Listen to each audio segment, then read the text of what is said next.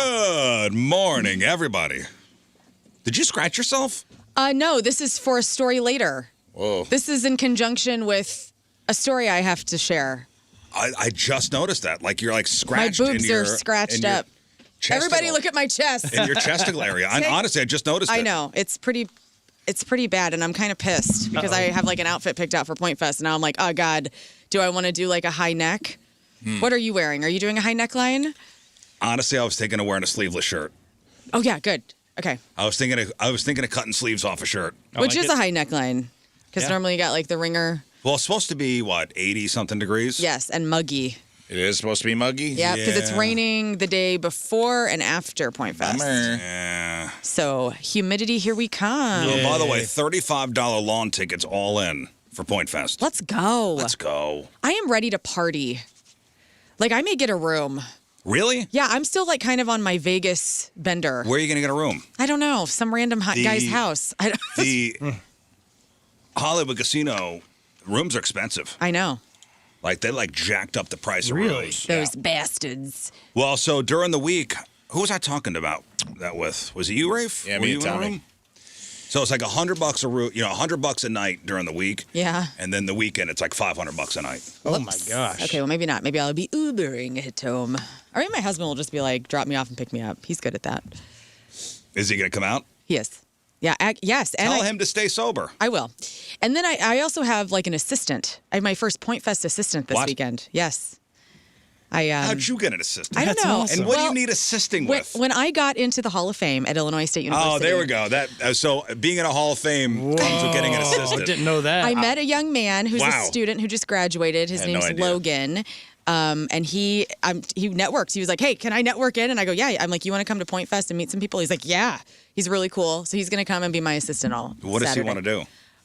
He wants to work in the concert business. So I'm going to introduce him to some Live Nation peeps and some, hopefully Chris Frank is there with Indigoot. Oh, yes. So yeah, I have a lot of people I have in my head that I want to introduce him to. He's a good kid. And he's going to be following me around. Will you introduce him as my assistant? Your assistant? Yes, I will. Because how often do you get to do this? This is my assistant, Logan. Like when I'm interviewing Return to Dust. Oh yes, my assistant Logan will be here. This is my assistant Logan. I will also be having an assistant at Point Fest, not to be outdone. Okay. But it is just it's kind of like the caddy in Happy Gilmore. It's Bobby Jaycox? Situation. No bottom? It's just a guy I found. What? It's just a guy I Like ran the into out unhoused in the man? wild. I'm not saying he's unhoused. He was unkempt. I can tell you that. Okay. But he seems like he would listen to like 7 Mary 3 or something like that. So I hired the guy. So we'll see. That's cool. Nathan checking in on the instant feedback, paying almost $1,200 for 3 nights at the Hollywood Hotel. Woo! man. That's why you got to go in with some friends. Yeah. I was talking to It's cool, but it ain't. our sales manager, Emily, Yeah. who, Woody and Menace are coming in. Right. They still don't have hotel rooms for them. Can they stay at your house? No. Why? Just let them stay No. with you. Party at Rizz. What's wrong with you? This is your friend and his friend. Should I offer? Yes. No. They don't want to stay Slumber at party. my house. Woody and Rizz, the Woody sequel. and Rizz back together at home. At home podcasting from the covers. Let's go. They don't want to stay at my house. Oh, they don't? Oh, that'd be weird. Would it? Save some money for the great. company? You could be a hero. Yeah. Be a hero. Famous story of me coming out for my interview was I stayed at Woody's house when he lived in Kirkwood, and I stayed on his futon. This was February of 2003. Okay. I came out for my interview. Woody picked me up from the airport. We went down to the Budweiser brewery, sat in the hospitality room. That's where I met Tommy for the first time, Tommy the boss, and we did kind of the first part of the interview there, and we went back to Woody's house. And the next day, I was going to do more of the interview, and we had an event that night, and I slept on his futon, and I woke up the next morning with my eyes like swelled shut. Yeah. Oh, yes. And I went, dude, you have a cat? And he goes, yeah. Aw. And he goes, and he sleeps on that futon. I go, Nice. oh my God, we need to go to Walgreens. I need Benadryl. I thought you were going to say he woke up and he was biting the tip of his finger saying, no. No, what I should do is, hey, why don't you stay at my house Why and are my fart on the eyes- pillows and There you go. Give him pink eye. Yeah, give there him you pink go. eye. Give him something to remember you by. Return it. That's good. Well, I could put air mattresses up in my house. No, I said, you know what? Stay at that there's that AC Marriott by the Ruth's Chris Yeah, in Chesterfield. in Chesterfield. Yeah. At the top. Oh, It's yes. nice. Yeah, that is nice. Also, like the Wildwood Hotel's cool. Like I don't have any reason to I stay said there. I would drive. I'm like, hey, I'll pick them up and Really? drive them out to Point Fest. Yeah, stay out by you. Yeah, it's There's perfect. other hotels near that aren't Hollywood. I don't know how good the quality are. I but think they're trying to get something close to the amphitheater, so that's what I'm saying. Next to there's like 3 other hotels around Hollywood Amphitheater. There's like another little Marriott Bonvoy something over there. I don't know what it is. Maybe the quality's not up to private jet probably standards. Woody standards. I don't know. okay. I don't know. I don't know. But I said I offered like, hey, have them stay down at Chesterfield or Wildwood's an option. Yeah. And I'll drive. That's fine. Not staying at my house. Okay.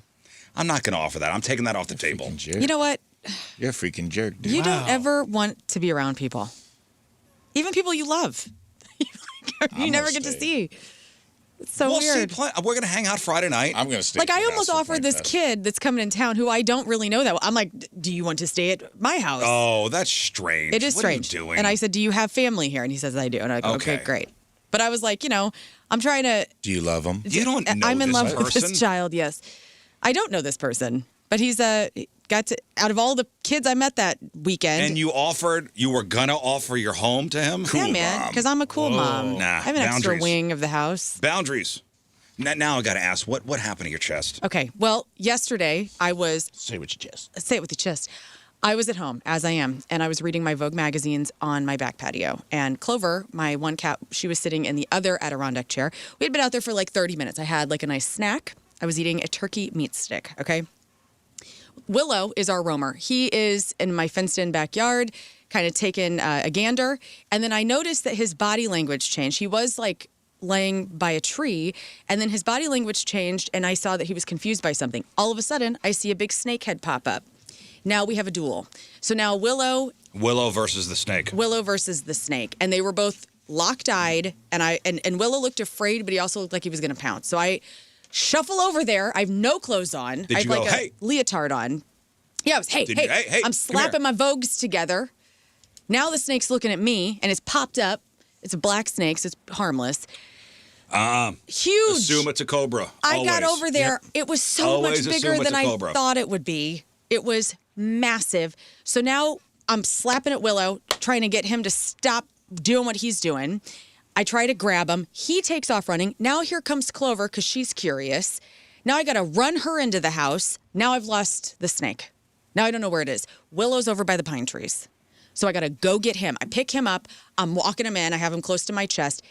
Somebody starts their stupid lawnmower in my neighborhood. He flips out, starts scratching my Oh, yeah, chest you got scratched up. to get away from me. And I'm like, I don't want to let him go because I don't know where the snake is. Now he's under the deck. So now I have to go in. I got to get a treat. I got to lure him out, which is a freaking nightmare. Well, I mean, if it's a harmless snake, so you say. I don't know. I don't know either. All of a sudden, you're a herpetologist now. Yeah. Is that a snake person? Yes. Let's it just is. say What it do you mean? is. Is that a snake person? A herpetologist? Is that what it is? I thought it was herbs like oregano. No, a herpetologist. That's a herpes Now doctor. you're assuming. Why don't you just let the cat and the snake battle it out? Because he is an indoor cat. He's never had to battle for anything. You don't know. Well, have you ever seen cats versus snakes? How much faster they are than a snake? Yeah. Well, They no. I've seen won't the lose. videos. The cat won't lose. To I'm a like a snake. The mama cat bear. won't lose. I don't want the snake to get hurt either. I don't want anybody to get hurt. I'm like, just everybody Now, get I will out. say- you got hurt. I will say I like your belt today. Yeah, I skinned the snake You got for that. hurt. I did get hurt. I don't like anybody getting hurt. Any animal getting hurt. You got hurt. This is a once a year opportunity now for the snakes. I interact with a snake in my backyard once a year, either by it going through my feet or by it attacking my cats or just being there. This is absurd. And I don't even have water near my house. Like, why is it in my yard? Why? We don't even have Because, mice. I don't know. Like, You got woods nearby. no. And there's cat food everywhere. Yeah, you do. You have woods. I know where you There's live. tree. It's not woods. It's not. I mean, it's like a The little. woods are not far away. Okay. It's a city snake. It is a city snake. Well, it's a suburb snake. It's a West County It's an snake. Ellisville snake. Did the snake have on Lululemon? It did have had a fanny Yeah, pack. it was holding a Stanley Cup. A West County fanny pack. Yes. Anyway, so that's what's up with my chest. And what color was Well, the I snake? would if I were you. It's black. I would cover Oh. that up. I'm gonna leave it out. I gotta maybe air it cover out. that I gotta air this out. Freddy Krueger tried to get my heart. Is what it looks like. Scars are cool. You get some Ointment. Ointment. Yeah, just like rubbing it. I have ointment. You have some ointment on there. I didn't want to do it for the show because it just looked a little. Oh no! obscene. Honestly, I was like, "Whoa, man!" I know. Take a good. I look like the no regrets guy from We're the Millers. I went out yesterday with I had like an earache. You did? Starting, and I took a Q-tip and put some of the tea tree oil on it and put the Q-tip in my ear and just let it sit in there. Okay. Forgot it was in there. Oh no. Went out in public. Was out in public, had seen a few people, and then reached up and brushed my face and hit the cotton swab hanging out of my ear, and I go, just kill me now, bury me. It's over. That is the oldest thing I've done in a very long time. I had my shirt what on an backwards. old man thing to do. And young people saw me too, and they were probably like, what's up with this old guy? And he's just got a cotton swab hanging out of his ear. Oh no. I had my shirt on backwards all day Sad, yesterday. What's wrong with all of us? This is great. All day. All day? I didn't notice. You got away with it for me. I usually would notice that. I was sitting there at. Is it inside out? It wasn't inside out, but I was sitting there at Billy G's having a sad guy lunch by myself. Oh no. With an inside out. Shout out to shirt. my server Bill and his girlfriend Libby. What's up? Nice people. Wait, his girlfriend was with him at work? No, he got her on the phone. Oh, okay. He got her on the phone. For you? Thought you were going to be like, yeah, You were I got talking my, to his girlfriend? I got my girlfriend on the shadowing me today.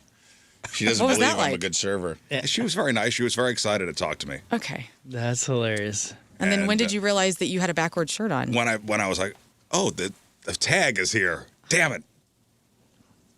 And I went in the mirror and it looked a little high. The neck looked a little high. Oh, jeez. A little high. Yep. You need to be representing this show better out in public. What's going on? Sad guy lunch at what time? 11. Oh, God. Old people hour. Oh, man, there were so many old people there. I was getting my car serviced Uh-huh. and walked over to Billy G's. They opened at 11, and there were so many old people waiting to get in.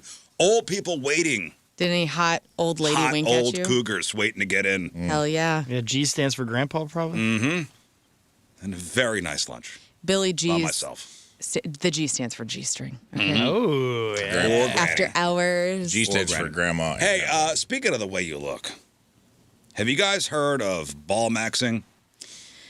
No. This whole maxing trend. Now, we know what the maxing trend is. Yeah. It's, Like veg maxing. I'm eating a lot of vegetables. yeah, it's taking something to a level that almost becomes unhealthy. Oh. Right? Am I wrong? What's the definition of maxing something? I think it's just short for maximizing. Like Maximizing, whatever yes. maximize your height, maximize your looks, maximize your, whatever part of you. Nose maxing is when you contour your nose and make it look as good as possible. Right. Well, we had that story about that one guy that was encouraging people to, like, take hammers to their face just to Yeah. Yeah, that's, get higher cheekbones or. that's why my cheekbones are really high now. Uh-huh. And I say, it becomes unhealthy because some of these things are you're maximizing things so much that it is becoming unhealthy. So what's ball maxing, guys? Gals? Well, Would you like to fashion a guess? I would say I don't think it's going to have anything to do with roughing up a baseball before you go out on the pitcher's mound. Correct? I thought that was... Just what I'll go to learn before I give the answer. I Ball think this maxing. is. I Let's think go. this is men manscaping in a new way to accentuate their ball sack. It's much worse. Great. You smack your Is balls it- with a rubber It's mallet. much, so they much swell. Yeah, that's what I was thinking. You're gotta trying to get swole. bigger balls, you got to smack on them with like a tack hammer or a rubber mallet or something. Now we're in the Really? neighborhood. Man, Is it putting them in the zipper? Just when you thought the internet couldn't get any weirder, a new trend called ball maxing is making waves. And it's exactly what it sounds like, but significantly more medical, a much more dangerous thing than the actual name implies. So essentially, some men are using saline drips to inflate their scrotums so they're not saggy and they're all to the taut. size of large grapefruits. I'm sorry. Wait a minute. Just for context, are you saying they're like injecting it, or they're just dropping saline on the outside of their balls? Injecting it. So it'll get taut. Yeah. Now, while the average guy's equipment is usually the size of, would you say a plum? Like, right? A plum? I don't know. Like an apricot, I would say. The balls I've come in contact with have all been apricot-sized. I don't even know what size an apricot is. Plum. Yeah, right. Fine. This community, the ball maxing community, which, by the way, has over 10,000 members on Reddit. And times that by 2. They are going for an extreme larger-than-life aesthetic. So how does this actually work? I know you're probably yelling that in your car. Rizz, how does this work? Well, I'm about to tell you. It involves taking saline solution, the stuff usually found in IV bags. You know, when you're dehydrated, the stuff they give you some fluids, and they inject it directly into the scrotal sac. Okay. Now, because the skin there is extremely stretchy, it could accommodate a surprising amount of fluid. I guess so, if it's the size of a grapefruit. Now, why on earth would somebody do this? Rafe, please. Why would they do it? Why would somebody do this? I mean, the only thing I can think is to just, like, you're getting saggy and you want it to look nice and round and smooth, make it easier to shave them, get them all, you're not getting the wrinkles caught in the old, in the clippers, the little Manscaped clippers that you bought online, and you got a nice smooth surface to shave. Usually it's the seam underneath that gets nicked every once in a while. Oh, you know? yeah, I threw mine in the trash, dude. I clipped myself one time, and I was like, no more. In the seam? Yeah, I guess. That sucks. Right at the It's where God sewed you shut. Yes. Yeah. Uh-huh. It was where the seam meets seam meets shaft. Yeah, the ball seam. Can't get it. There's never not going to be at least a wrinkle there.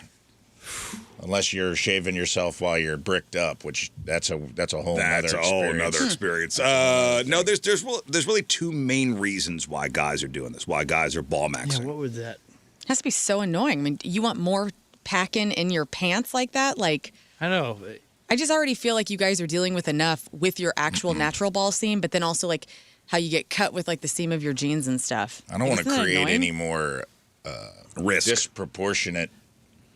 I don't want a disproportionate peen to ball size. Yeah, that's what I was have thinking. to inject everywhere. I think I've been walking around so long with what I got that anything, if I change anything, I'm just going to be leaning, walking weird. Yeah. Oh my gosh, yeah, it's heavier down there. Well, it's like that South Park episode where they're bouncing on them. So why would somebody do this? According to experts, there are two main drivers. Number one is the body modification kink. Now, for some, it's purely about the sexual thrill of the aesthetic of it or the feeling of heaviness. Okay. And number two is what they're calling the masculinity trap. There's a psychological link between big balls and being a real man. And some guys feel that having oversized anatomy makes them appear more dominant or more brave. To who? I have no idea. Who's staring at your balls that long? Exactly. Dude, I can't tell you. I mean, even though I just made the joke about apricot-sized balls that I've known, I can't tell you that is a focal point for me ever with a man's body. I would hope not. God. Right? Like it's not where, and I'm not speaking for all heterosexual women, but I would imagine a lot of us are really not as focused on your balls as much as you guys are. And maybe that's by design. I'm not. Yeah. I mean, like, is that a thing? I don't think even guys are focused on it. Really? Like, who's looking at balls? Nobody. I don't look at my balls you just unless quickly I have to. Yeah, you just. Right. You're probably like avoiding There's it. a reason they're hiding behind. Second man in line. There's a reason they're hiding behind a tree, peeking out like Shaq in that meme. Yeah, it's the wieners. The balls are like Shaq in that meme where he's Beanbag. peeking out behind a tree. Kazam! I don't, Is there anything like that on a woman's body? What do you Like, mean? what are dudes not noticing about a woman? Oh, no, we notice everything. Okay. Well, that's We great. notice. We don't Yeah, care as We're on much high about, alert. We don't care as much We don't about care as stuff much, as but you I guys notice think we everything. do. Yes. The balls are really the shadow of the man. Like, I really don't think we're noticing them as much. There's a Okay, reason so they're let's not hiding get out. this confused, by the way, with Scrottox.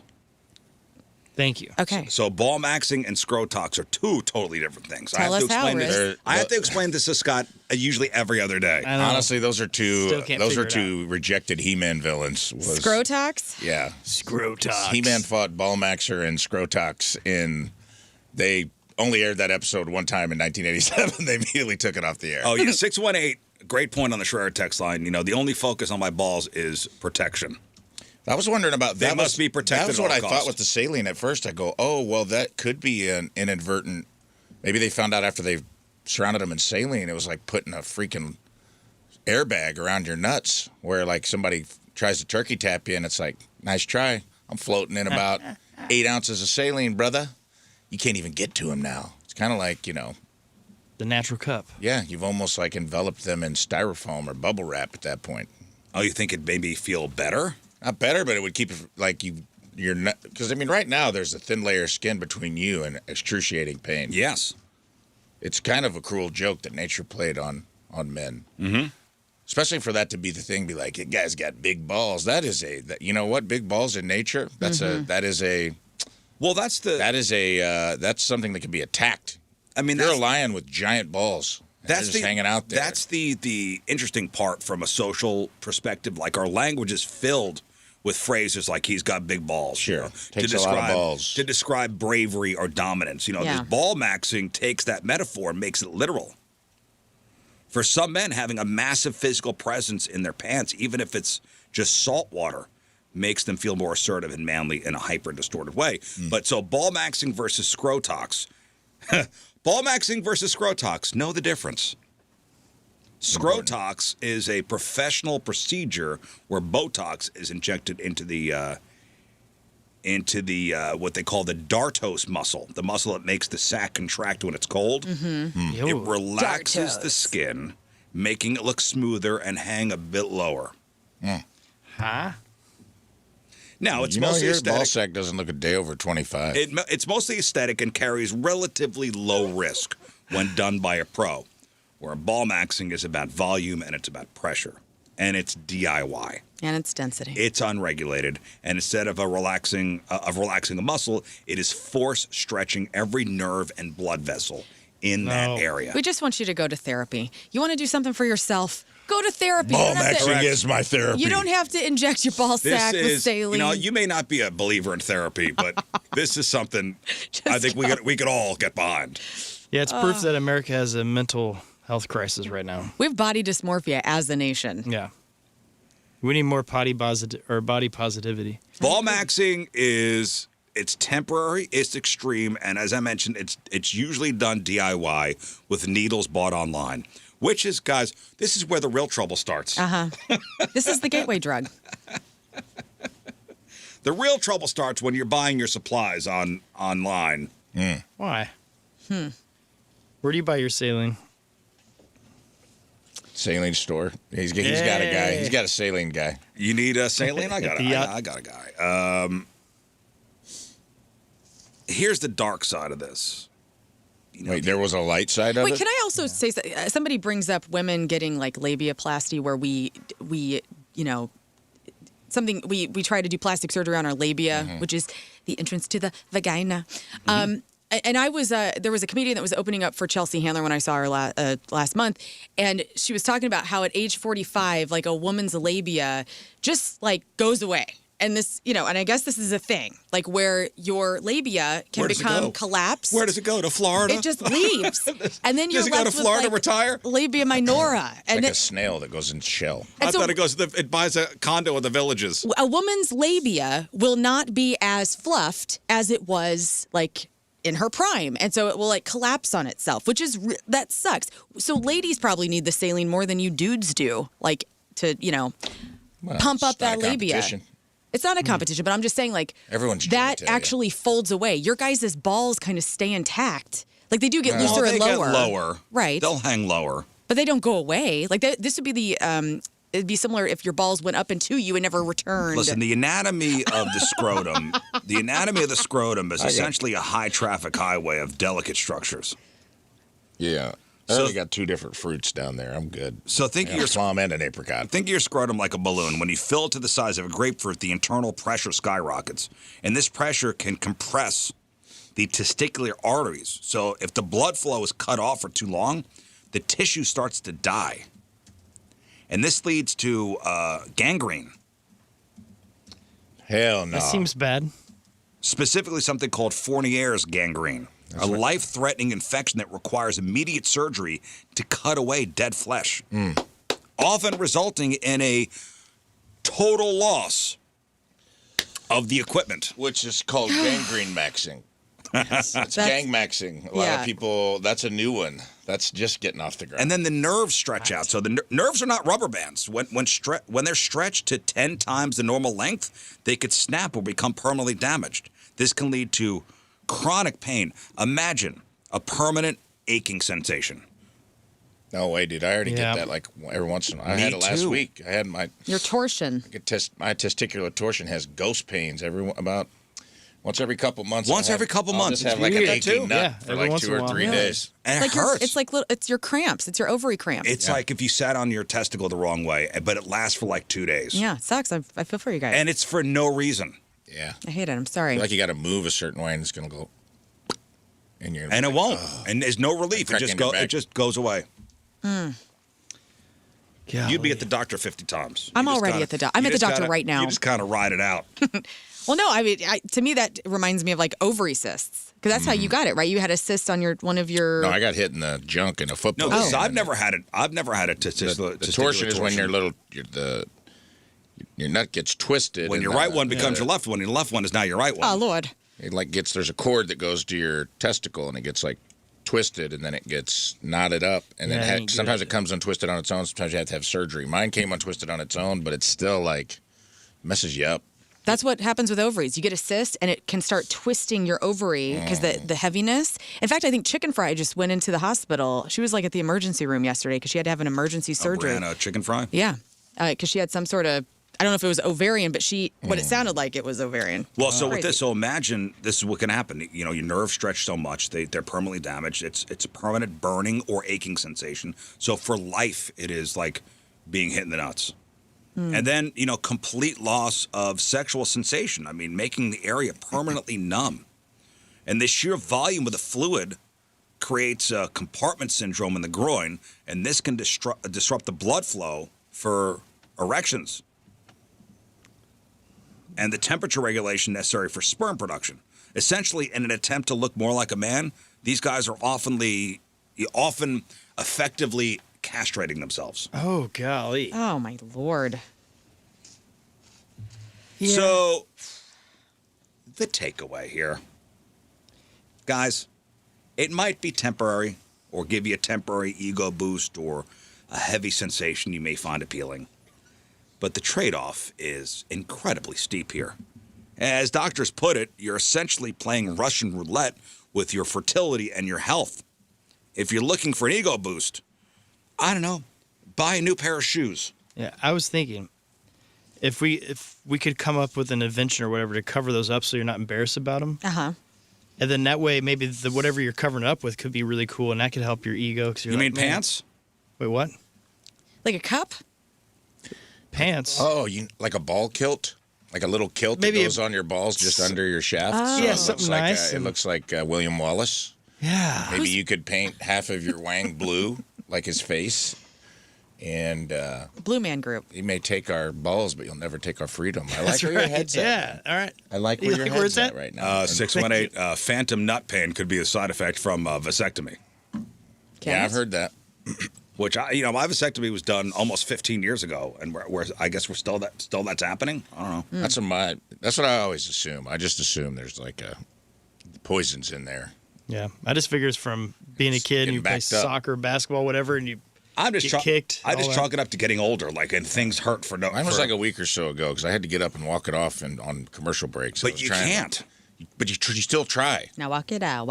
I was trying to move around, do little ball Pilates in here. Right, maybe jump up and down, something, or just it's not happening. It feels like you got to wiggle so your stomach will stop hurting because it shoots right from your. I feel like it shoots right from your ball right to your navel, just like almost a nauseous feeling. It hurts. It does hurt. You can always have my heating pad. Thank you. You're welcome. Next time that happens, I'll announce it. Please. Yeah. With the horns. Oh, so ball pain. A trumpet? Yeah. I have had people check in. There needs to be for what that's worth, I have had several people check in with me about butthole lightning over the last few months. Yeah. And we have a nice little butthole lightning support group going, and I keep checking in with me. I still have yet to have butthole lightning. I know we're keeping track on the show here. Everybody knows what we're talking about, where you just all of a sudden you get a shooting pain in your Butthole bone. lightning. So if you hear this, I'll be announcing I'm having some testicular discomfort. Okay. Yes. It's either a concert Next announcement or ball. Next Yes. time it happens. Which so dudes are ball maxing, which is insane. Insane. When Yes, my there is a balls mental- max There is a mental health crisis. Man. in my sack, babe. Gosh. Sunny weather, balls are tight. I blame TikTok. I do too. I'm imagining that Moon Man from the McDonald's commercial getting his ball maxing right now. I don't yes. know why. I find him sexy. I don't know why. What is that? I don't know, but so you're taking the saline solution, you're injecting it straight into your scrotum, and then eventually the saline will absorb back into your body, And it becomes a part of you. and then you got to do it again. So it is a temporary thing. But some people are okay. Dude, can you imagine putting a needle through your ball sack? Just All the doing way that, through. and then No. you have to squirt All the way. warm liquid And into then- it. I mean, it could kind of feel great too, right? And What? then watch your How sack much money inflate. right now would I have to put on this desk to be like, you have to stand up, turn your back to us, and inject Saline. 20 cc's of hot saline into your ball sack right now? And you have to do it yourself. Could you do it? No. For how much money? I don't think I could do it. I don't think I could do it. I mean, we spend our I'll whole do lives, it. like you said earlier, just protecting that. It's just wild that It would go against every instinct I have. Yes, Yeah. it I've really never would. injected myself with anything. Like, I've Oh, never- I did when I have. when I do I my have. peptides. I inject myself. I'm getting ready to possibly be on a health journey with something like that, and I'm concerned. I'm sure once I learn how to do it, I can, but I don't know. When I have to do my testosterone by myself, I just do it on my You leg. just pop Yeah. up your skin and pop it, like you smush your Yeah, skin. I just Do it on grab your grab leg? Yeah, my thigh. yeah, I do it Seems like that would each hurt. side of the belly Well, or The TRT needs to be intramuscular, so either Yeah. your arm Just or stab it in. your arm or your tushy or your thigh. Oh no, Muscular. I'm gonna have to have somebody else do it. I don't know if I can handle that. Really, you I could don't do. know. Just sit down. Just sit down and do it. They give me shots on my arm every Monday. You can see where it's red. Oh under there. yeah. Yeah. Ooh, You doing yeah. better with your allergies? Not really. Oh no. It's just kind of, it's part of it. It like hurts really bad, and then Is my it arms stiff? get hot for like 4 days and get stiff and sore. Okay, But so you I'm got not these- gonna sneeze as much. These giant grapefruit balls. Of course, you want to show them off to everybody, right? Yeah, now you're really You got cool. giant grapefruit balls. You got to show them off. Yes, Speedo. No, just hang brains. Okay, well, short shorts. Now, listen. Some people aren't comfortable being naked outside the bedroom or the bathroom, even in their own house. Other people are fine being naked anywhere, and making other people feel uncomfortable. So people online are listing the wildest non-sexual things they've done naked. And I was trying to think, what's the wildest thing I've done naked? I've skinny dipped before. I have. I've Okay, done cool. that. I've done that with people from work. Everybody was naked? Yeah. Oh no. What year? 04, this is 20-something years ago. Okay, so right as you began, the good days. Oh, yeah, the good days. Oh man, the wild days. That's fine. I imagine it was, when you say people from work, I imagine it was you and Jeff by yourself. And Yeah. Tom. Me and Jeff Burton. And Me and Tom. Tom and Jeff? Yeah. That's it. No, Pretty no. wild in night. fact, as a matter of fact, there's, I think only one person still works here. Is that awkward? Are you like, we've They seen probably each don't even. other's They probably bod? don't even remember. Yeah. It was so long ago. I think John Kioski remembers. Yeah, but he doesn't forget. I think Never President forget, yeah. John Kioski has a pretty good memory. I drew him Titanic style. Like one of your French girls? Yes. Yeah. Very nice. I was Leo. You've never seen that movie. You don't even sketching. know about that I scene. know that scene. Okay, so skinny dipping. Fine. Have you done? What's the wildest thing you've done naked? I got out of a shower. So we own land in Chester, Illinois. My stepdad does. And there's a shower house. It's like a private place, but there's plumbing and there's a shower, and nobody was there that weekend, just Tim and I, and we were fishing and just having a good, nice weekend. And I got out of the shower and I ran around in a field naked just for funsies. Because how often do you get to run in the sun completely buck naked, Run in you the know? sun. I've gone to a nude beach once. That was fairly Really? recent.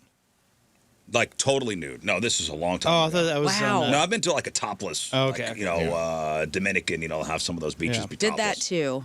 I mean, I did stand up Yeah, you were at the Oh, nudist that's colony. right. Oh yeah, not that's the whole gotta time, be but I did my closer in the buff. That's A amazing. show I of think. solidarity. no closer. I love that you like did that in front of the video guys, and you just got up there Yeah, Zane will completely never be the fearless same. in front of Non-ball listeners maxed. and just Not So ball I maxed. guess I've kind of done it with people from work too. I forgot I had your son my Zane. son Zane was with me. Zane, That poor child has seen I a know. Little lot. Rain. Zane, Little Zane, Rain. Little Rain. Little Rain got to see. Oh, I played Guitar Hero Acachete's naked. Tomahawk.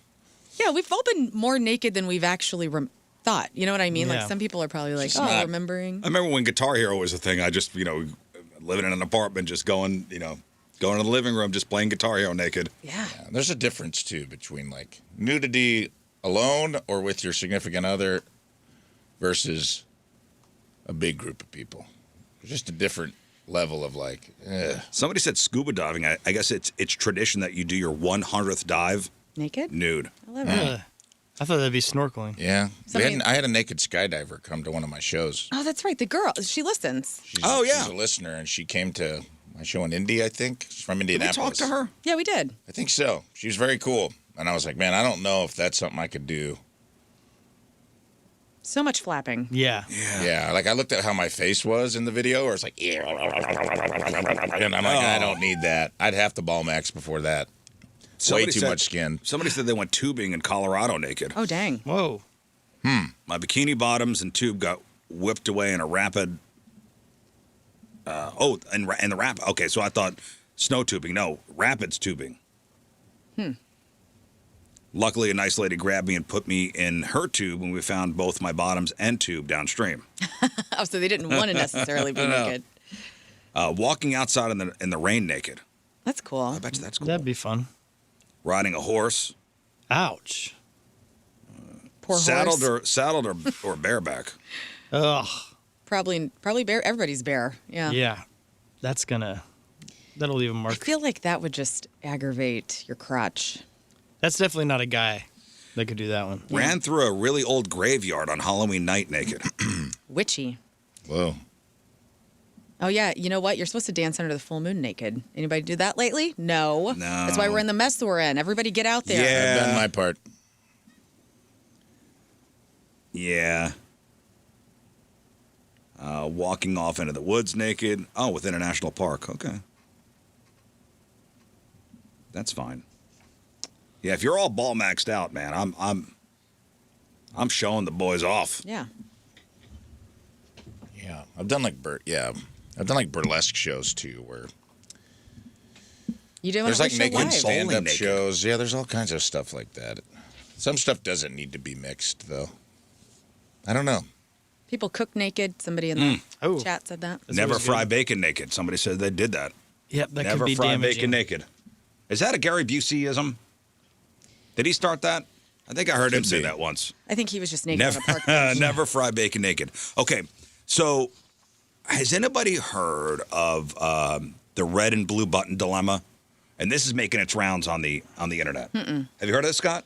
No, I was agreeing with you on the never fry bacon. Oh, never fry bacon naked. So, okay, so this is the red blue button dilemma. Now, really pay attention to what I'm going to ask you guys. Okay. Everyone in the world. Okay, so I've got it. This is a what would you do scenario. Okay, so imagine every single person on Earth is standing in a private booth with two buttons in front of them, a blue button and a red button. Okay. You have to pick one to press, and your vote is totally secret. No one will ever know what button you press. So here are the rules. If more than half the world, You're colorblind. just 51%, if they press the blue button, everyone survives.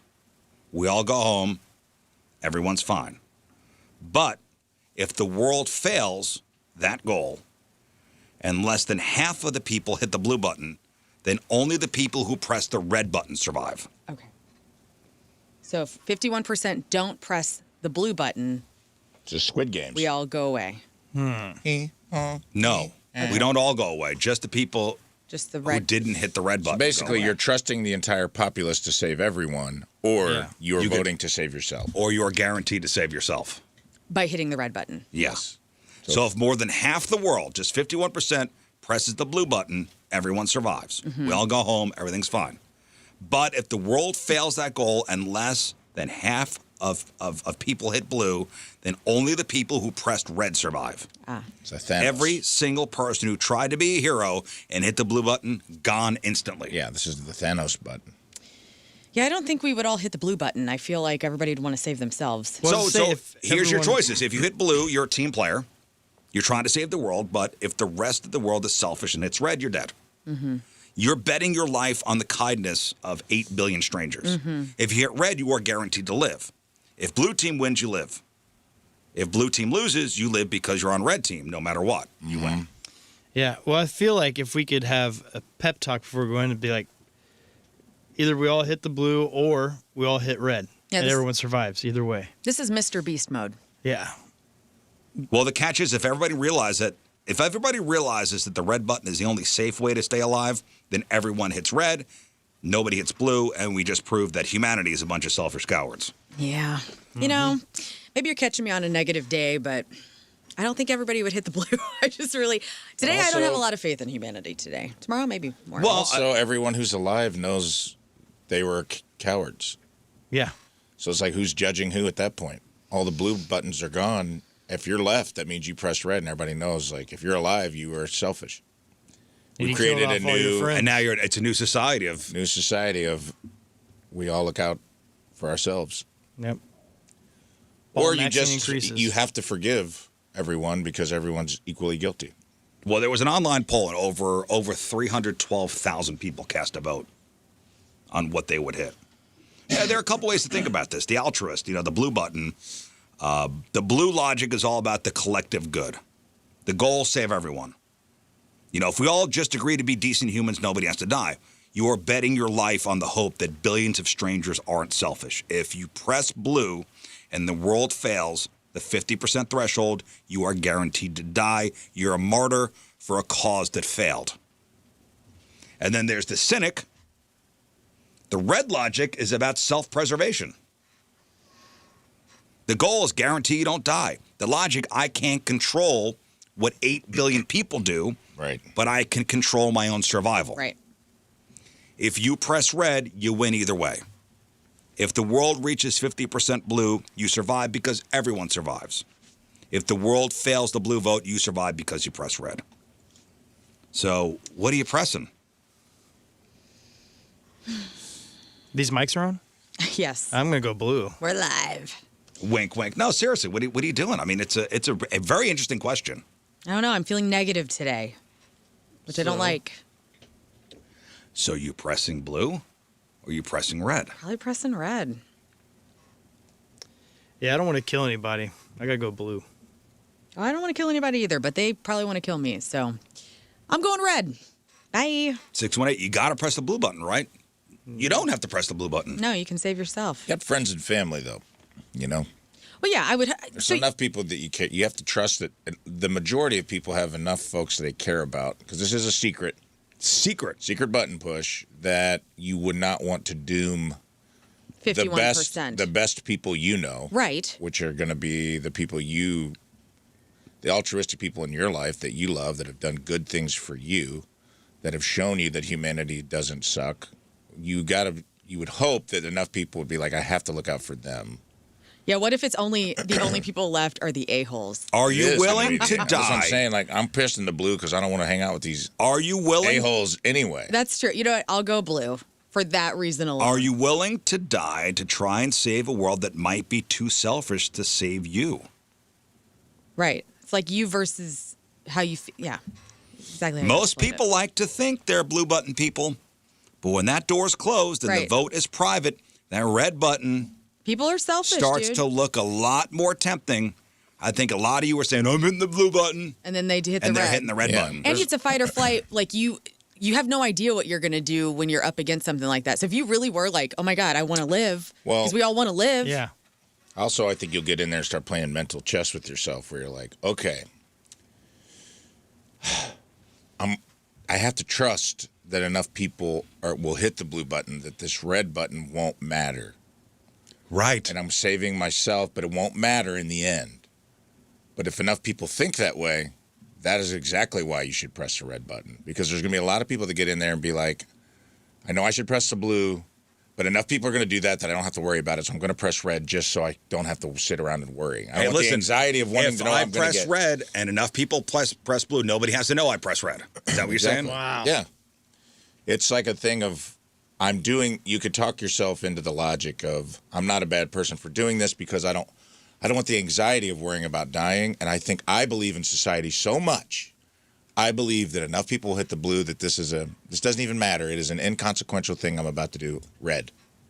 And then you play the mental gymnastics of you're not a bad person because you believed in society so much that you thought you hitting the red button would be inconsequential. But it's just a way for you to be selfish and smooth it all over. Or think about what you're seeing around you. There's 8 billion people on Earth. Yeah. 8 billion. Imagine being colorblind and going in there. Well, we'll just say it says blue and red, okay? Okay. And illiterate. Colorblind and illiterate. Oh, no. I don't know what to do, man. Oh, But also, These gray, garbled up buttons are messing with me. was it Carlin that said, think of your dumbest friends or whatever, then just realize most of the world is dumber than they are? Yeah. The average person. Yeah. Think of how dumb the average person is and then realize that half the world is dumber than they are. Well, and also you see, good people say, I'm sick of this timeline or I hate it here. It's like even the good people are, ready to go. Now, you're only thinking about... Think about that, too. You're only thinking about America.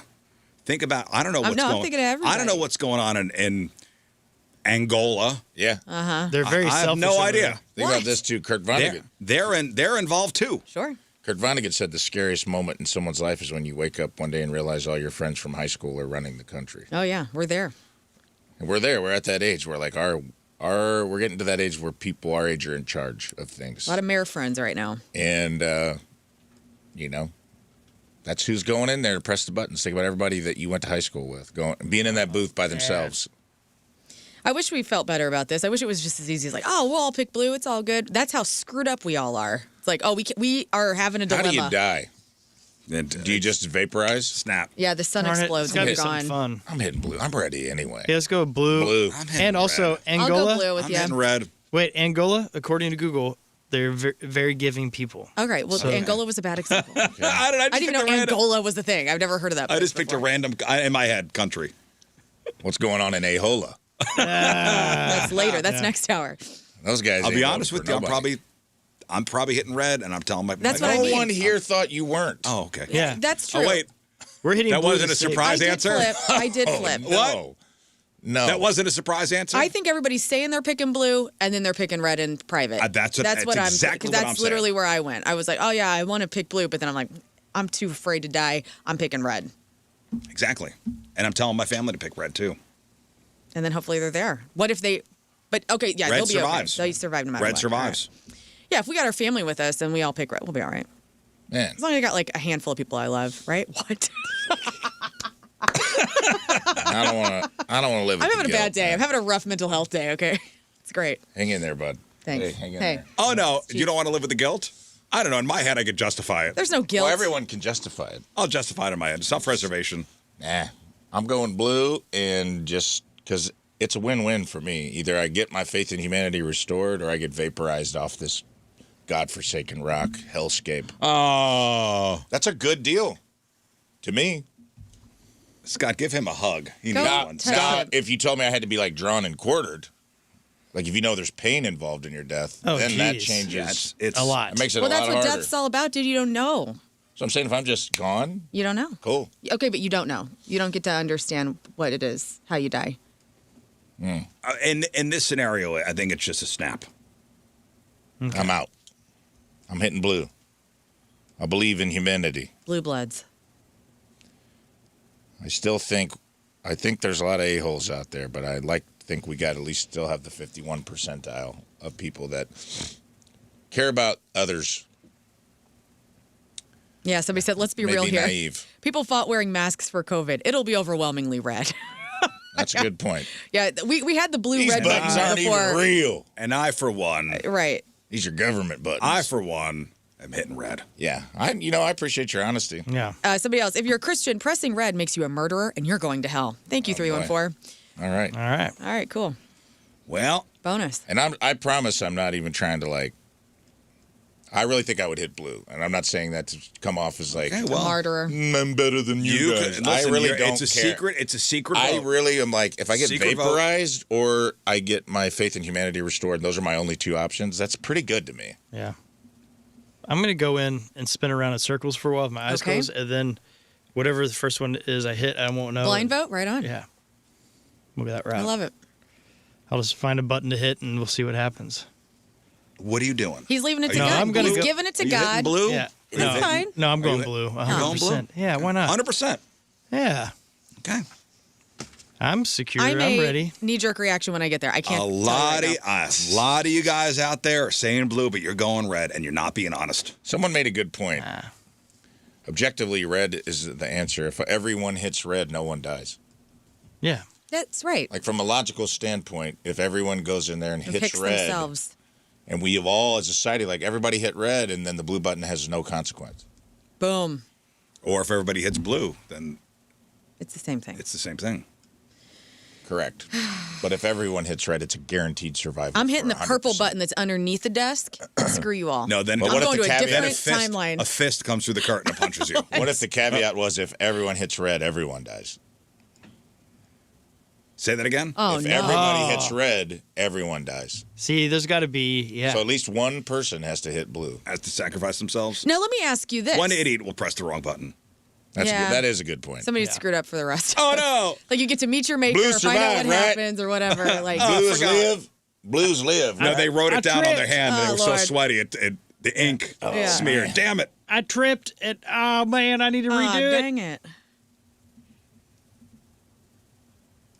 Well, think about it. But really think about it. Really be honest with yourselves. How Yeah. fun would it be to be the very last person that goes in to do it? And everyone's, the whole world's staring at you, and you have to go in and see which Oh one. no, I'm thinking after the world is voted, there's a a TV special to give the results. You know what I'd like to see is that every 100th person, and you don't know, there's a camera in the booth, and every 100th person, it records what you do. And it goes out over. If you take the anonymity, if you take the risk of anonymity, is 1 in 100 people, well, you'll see their vote. I wonder if that would change that would things. throw a wrench into it. I wonder if that would change things. Yep. You lose. There's just a minimal chance, even 1 in 1,000, that you lose your anonymity, and that a camera flips Interesting. on, and it shows how you vote. Interesting. And then it's posted in And the then it's- newspaper. Yeah, it goes out over the airwaves. There's a live 24/7. This is how they voted channel. Yeah. This is how they voted, and it's a picture of you pressing It's the like button. mugshot and shotties. Yeah, name and city where you live. and all that does is kind of give Lauren a little Elwell inkling presses to red. people. Even though on the I'm air doing she the said you was suck it pressing mode. blue. That's my photo. What? Yeah. I wish there were 2 red. Now, buttons. that would matter if blue were to win. So I don't think about it. Okay. Okay. I will tell you Wonder. that how people voted online, 312,488 votes cast. 56% went blue. That's nice. That makes me have restored humanity faith. That's great. But man, that's a narrow margin. Yeah, it was. 56% blue and 44% red. That's great. But again, this is a hypothetical, and there are really no consequences. And I'm sure take away 5% of that. 5% virtue signaling. And what's the real number? Hopefully still over 51%. I don't know. All right, here's another scenario. Road rage or public service. Either or? Either or. And we've all been trapped in it, what they call the elephant race. So you're on the highway. Okay. Trying to make time. 2 semi-trucks, 2 18-wheelers. It's a 2-lane highway. let's say we're driving up to Chicago. Okay, 55. Okay, 55 north, driving up to Chicago. And we've all been in the situation. 2 semis driving side by side at 62 miles an hour. Yeah, it's a slow roll. That's what they call it. 2 semis decide to drive side by side at 62 miles an hour for 10 miles straight. And it's enough to make the calmest driver lose their mind. Right. We've all been in this situation. Yeah. Yesterday, on my way to Troy, there was no one behind me, and I was in the fast lane, and the semi-truck, I mean, as soon as I got close to me, swerved over, went in there. Oh, no. And it was the same thing where you're just like, come on. And it was on a hill. I'm like, there's no one behind me. Why couldn't you wait? Now, hey, shout out to the truck drivers out there. Love you guys. Yes. Well, But of course, there's always some bad apple, some douchebag. Well, for sure. And this is a form of protest for truckers as well. Like if something's not up, if they're not happy about something, they do it on this. purpose? Yeah. Is that true? I believe so. They did this in like a few years ago. I remember hearing about this. And whenever I was driving down to West Frankfort, my mom was like specifically like, hey, they're slow rolling on 64 to 57. So like, be careful. And I was like, all right. So this is 2 semis, 2-lane highway, right next to each other. Speed limit 65. They're going 62. And it's 10 miles. You're behind them. You're going, what the hell? Oh, yeah. What am I doing? Right. There's no chance of them. Who knows when they're gonna change lanes? Well, a mystery driver on TikTok has just become an internet legend for taking matters into his own hands with some highly questionable, but very effective petty revenge. So in a viral video that's racking up tens of thousands of views and likes, and a driver got fed up with 2 trucks blocking both lanes, so instead of just sitting there fuming, he pulled a pro gamer move. He dipped into the breakdown lane on the far right, so he went around, floored it past both trucks, then swerved all the way back over into the passing lane directly in front of the truck on the left. And once he was in front, he slowed down just enough to be annoying. His slow roll tactic basically forced the truck in the passing lane to give it up, slow down, finally merge back into the right lane where he belonged. That's a hero. So do we get what he did? He went into the breakdown lane, the shoulder. Yeah. Zoomed past. Right. Both trucks. Then got into the far left lane, slowed down enough for the truck in the left lane to merge over to the right. Yeah. That's funny, but man, I don't know if I'd risk it because the internet is losing its mind over this. Well, yeah. Yeah. We don't want this to become a thing. Well, the video's caption reads, "Whoever this is, I'd like to thank you for your service." And the comments are basically a standing ovation. Even some actual truck drivers chimed in to say they approved of this move. Oh. Nice. People are calling him a hero who doesn't wear a cape, with many saying they'd love to buy this guy a drink. But just like any industry, there's going to be dummies in it. And if a driver's doing that for a long time and it feels like it's on purpose, I don't think I would trust being in front of them because they're probably crazy and they're ready to do some damage. I'm like, I'd rather stay behind them. Now, before you try this on your way home today, keep in mind this is definitely not what they teach you in driver's ed. I mean, there's a very legal gray area here. Now, the breakdown lane, cops usually don't love it when you use the shoulder as your own personal passing lane. Yes. Okay. And then the brake check here, deliberately slowing down to force a truck to move is a legal gray area at best and reckless driving at worst. Now, that said, many states have laws against camping in the left lane, especially for big rigs. So in this specific case, nobody got hurt. The blockade was broken. Thousands of frustrated drivers got a little bit of, vicarious satisfaction. But is it legal? Probably not. Is it advisable? Definitely not. Did it work? Absolutely. Rafe, is this man a hero? I don't know. It's part of me I like truckers. I feel like they don't do this often. And did they say why they were doing it? Why the truckers were? Yeah, why were they slow rolling? Why were they boxing them in? No idea. I don't know. Maybe there was something going on. They weren't boxing him in. They were just blocking. Was it just a trucker that was pacing the other guy? And no idea. Maybe they're talking on the CB. Sometimes these trucks have governors on them. Sometimes could be a new driver. It is annoying when they go side by side and one's passing the other one at about 0.01 miles per hour faster than the other truck, and it takes them like 3 miles to get around.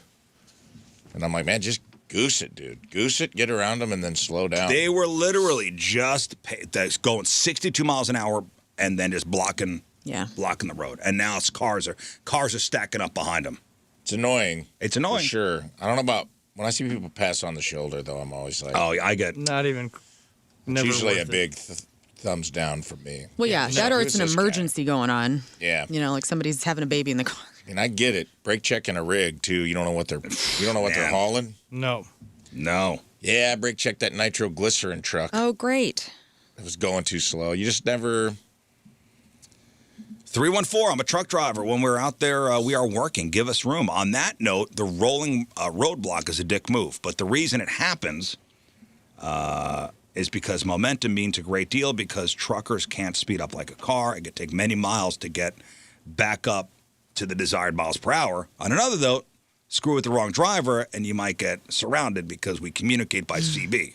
Yeah, that's what I'm saying. I just assume that it's not a nice person and I'll let them do their thing and I'll stay out of their way so I can keep driving. I like driving. I like moving. Me too. Momentum takes miles to go to get up to speed. Miles per hour. That's what he says. I'm not a big rig driver. I'm not either. That's why I want to know. I don't feel like truckers are out there really. I'm sure there's a couple a-holes in every group, but I don't know.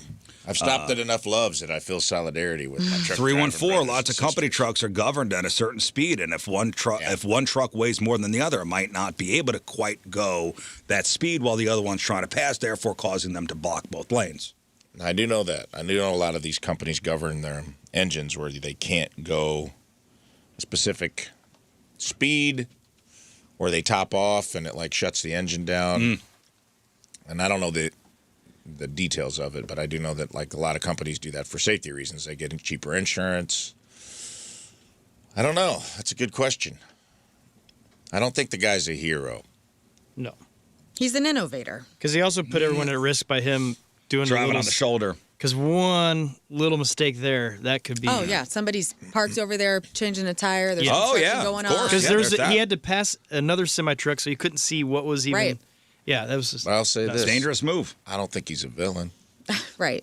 He's an in-between. He's a lucky. He's an anti-hero. There's a gray area here. He's like Frank Castle. The Punisher? Yeah. Finally, the guy who earned the Punisher sticker on his truck. Yeah. He's got an Optimus Prime sticker. That is not stolen valor. That is real valor. All right. So that's going on the internet. If you want to check that video out, it's out there. I'd have to see the vid before I can fully weigh in. Let me see if I can find it. One more. I'll watch it on the break. One more thing for you before we move on. And this is a word of warning. Some people don't know what to do with their hands in photos. Yes. I'm one of those people too. I'm like, I don't know what to do with my hands, so I put them in my pocket. Mm-hmm. By my side, I'm looking too stiff. Maybe I don't want to cross my arms. You know, one option is to make the peace sign. Yeah, I do that often. Do you? Yeah. Oh no! What does it mean now? Burn. No. The V hand gesture. Your index, your middle fingers. Yeah. Seems very popular with the younger crowds these days. Right. You're very hip for doing that. Thank you. It's very popular with the younger crowd these days and scammers. I am a scammer. Do you know what's going on here, Scott? Can you guess? No. They're taking our fingerprints? Oh, yeah. Right. Yeah. No. Oh, yes. You stop this. Yeah, that's been Not a thing if you for do a the while. nails, the nail piece sign. What's that? Because our cameras are so good now. Yeah. Yeah. According to a new report, cell phones are able to capture such high-resolution images that it's possible your fingerprints could be extracted. I'm going to burn them off then, dude. Yeah, because they've used them for eyes, too. Because we'll do that, and they can get your retina and use it. Now, for this to work, you need to be pointing your fingers outward, obviously. So the double V, or some gang signs, I guess, What's where that, your 2, 1, index 2? fingers are inward toward your chest would be safe. Mm-hmm. Now, before anybody gets too paranoid, Scott. 3 things. This would also take a significant operation to pull off using advanced AI-powered software. But it is worth mentioning because AI tech is moving so fast that what seemed advanced a year or two ago now seems pretty basic. And this is mostly for close-up selfies with your fingers in the forefront, like near your face, basically within a few feet, like an arm's reach from the camera. If it's a non-selfie photo of you standing at a distance or giving somebody bunny ears in a group photo, you're probably fine. Although again, who knows where we could be as tech barrels forward. Mm-hmm. Even with all the tools and software at their disposal, identity thieves would probably need multiple images to be able to reconstruct your prints. And those would also need to have good lighting and focus. Well, you know what? Honestly, we should have all known this was coming. Because if you've seen Charlie Angel's Full Throttle, the sequel, they essentially do all of this with the retina, with the fingerprints, when they're dressing up as people to get inside to get those rings back from Demi Moore. Mm-hmm. We knew about this in like 2001. This is nothing I new. look at that movie as a blueprint for what society is going to be like. Damn straight. Yes. It's the Orwellian future we all dread. There's got to be way. I mean, I can open my MacBook with my finger. They have it. Mm-hmm. Apple has my fingerprint because you got to give them your fingerprint. Yeah, but they do have your it. Facial recognition. Well, we're one hack away. And they got third somebody parties. having it all. And our government has it, and we've already, what was it, like It's 2 years ago, everywhere. whenever all our Our prints are social on security everything. numbers got leaked across the the world? Government. I signed a thing yesterday. I just did it at a UPS store. Yeah. I just put my You did? fingerprints. Yeah. I Oh, did because too. of Canada. Because of Canada. Yesterday, the Apple Watch had an update, and I was like actually reading the terms of service. I mean, they have a third party for everything that we're signing our life away to. So you think it's just Tim Cook and whoever's going to be the next CEO. There's a third party in there, and I don't know what's up with that. In fact, has anybody ever copy and pasted the terms and conditions and put it into like ChatGPT to simplify it for you? Because I thought about doing that yesterday. Oh. Why didn't you? Well, because I was on my phone and I was getting ready to die. But I was like, you know what? Next time I get one of these, I am going to copy and paste it and see if it can simplify and have AI tell me how much we're getting screwed. And like break it down. Idea. I'm sure people have done that. I'm curious. I'm now. going to do it from now on. Next time I'm faced with such a dilemma. I'm And that's- sorry. I don't understand your inquiry. Right. Then it'll be like, you're totally fine. I'm sorry. I don't understand your inquiry. The third party is Xiaoping. I guess whatever that means. If you want to be extra careful, you could always blur your fingertips before you post online. I'm going to start burning them like Kevin Spacey in Seven. What's in the box? But at least for now, that seems a bit overboard. Yeah. Or is it? I'm going to keep doing it. It's cute. Oh, okay. Guess you don't want your... Listen, we're all Guess you want everybody to screwed have your info. with identity this. anyway, all right? I got a person opening up accounts in Texas under my If you name do right this, now, all right? You know what information you're getting? Wow. Only pleasurable information. Wow. Stop doing that. Beautiful. Never Lord. want to see that again. All right, let's do this before I vomit. All right, Teamers Remember the Day is brought to us by Hot Shot Sports Bar and Grill. Score their famous tacos for just $1 each after the Cards score 8 or more runs all season long at Hot Shot Sports Bar and Grill. Get the details at hotshotsnet.com. From St. Peter's, Mandy Brown is our Teamers Remember the Day. Downtown Mandy Brown. Mandy has been a dedicated Point listener for 23 years and can't start her mornings without the Rizz Show. Her husband is a Team Rizz member, so nice. We got another family. Team Rizz couple. She's been dying to get selected. Well, today's your day. Mandy's first Point Fest was Point Fest 14, and she was once on stage with Newfound Glory. That's cool. And she met her husband on Plenty of Fish. Mandy Brown from St. Peter's is our Team Rizz Remember the Day. Get the super sweet Team Rizz Remember the Day soccer jersey. Get yourself signed up 1057thepoint.com/Team Rizz. All right, Lauren, what do you got for us? Foo Fighters get miniaturized. Gene Simmons Con is coming up in Vegas. Elon Musk, you can just shut the hell up. And what's up with Disney? All right, we got that. We got your crappy birthdays, the porno birthday, the mother of all arch parties. St. Louis goes big for America's 250th. And I think I want to watch the show. It's on A&E. It's called Squatters. Oh. And I'm all about this. I can't wait.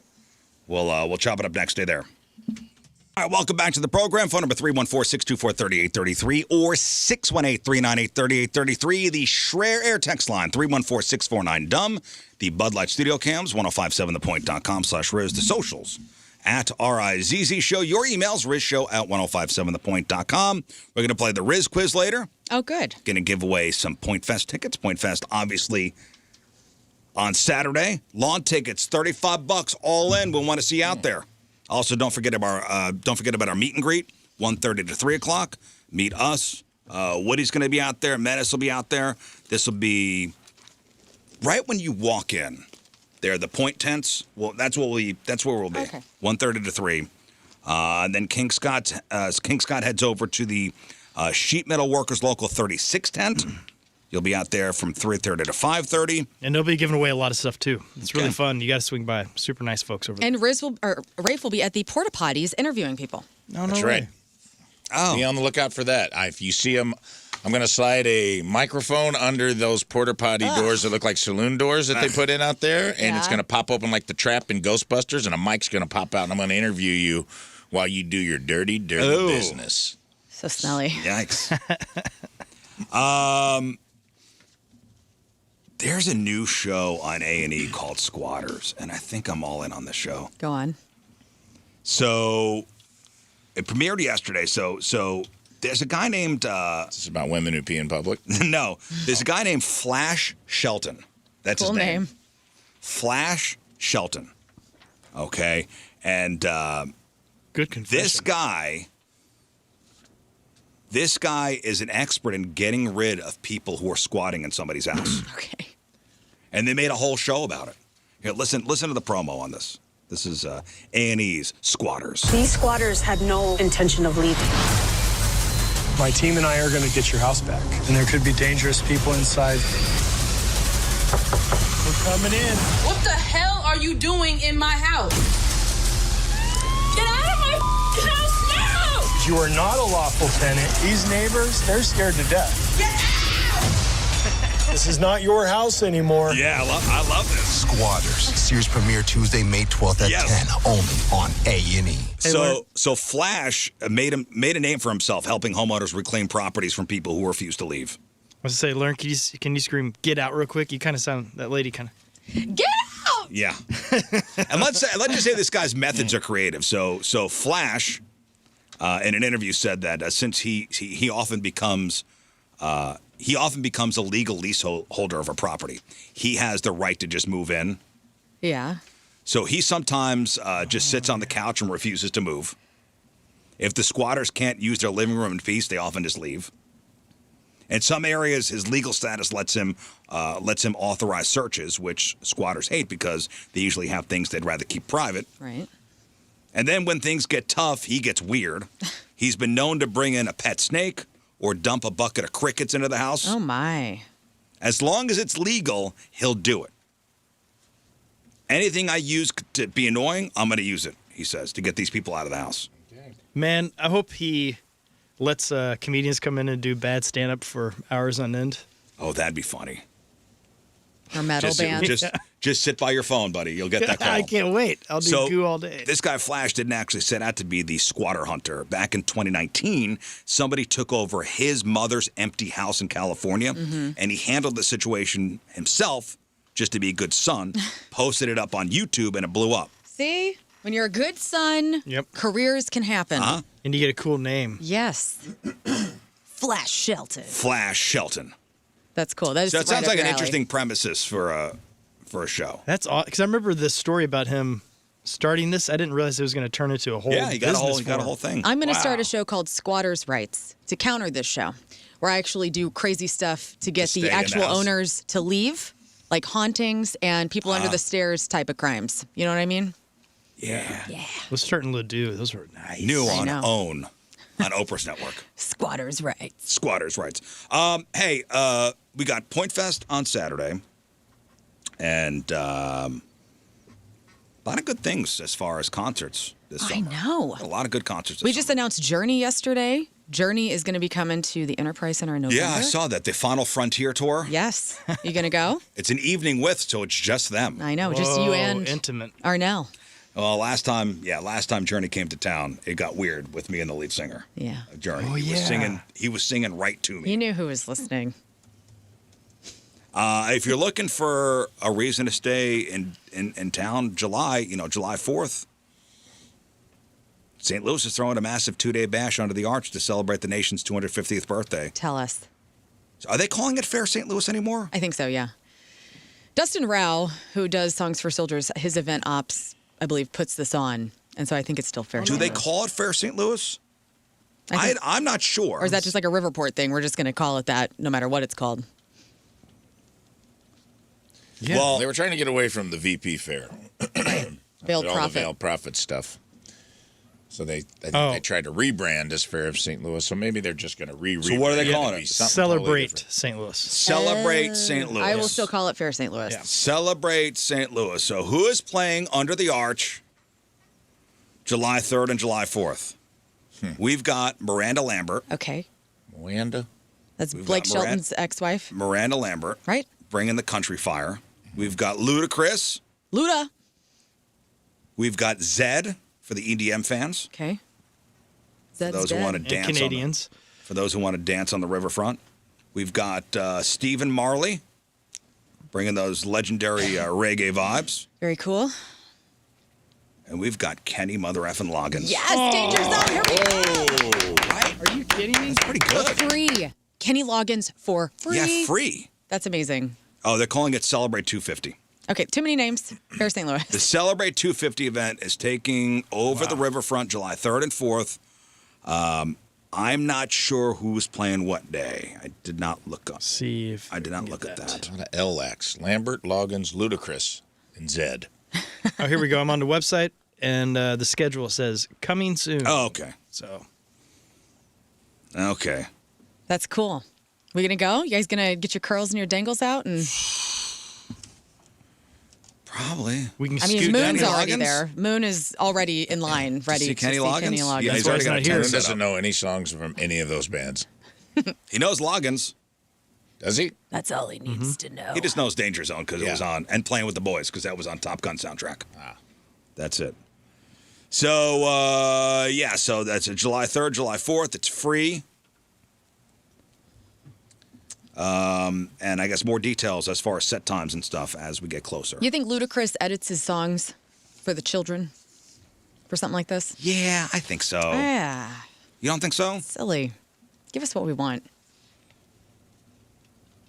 Hoes in different area codes. If I don't hear that, I'm gonna lose my mind. Is that ludicrous?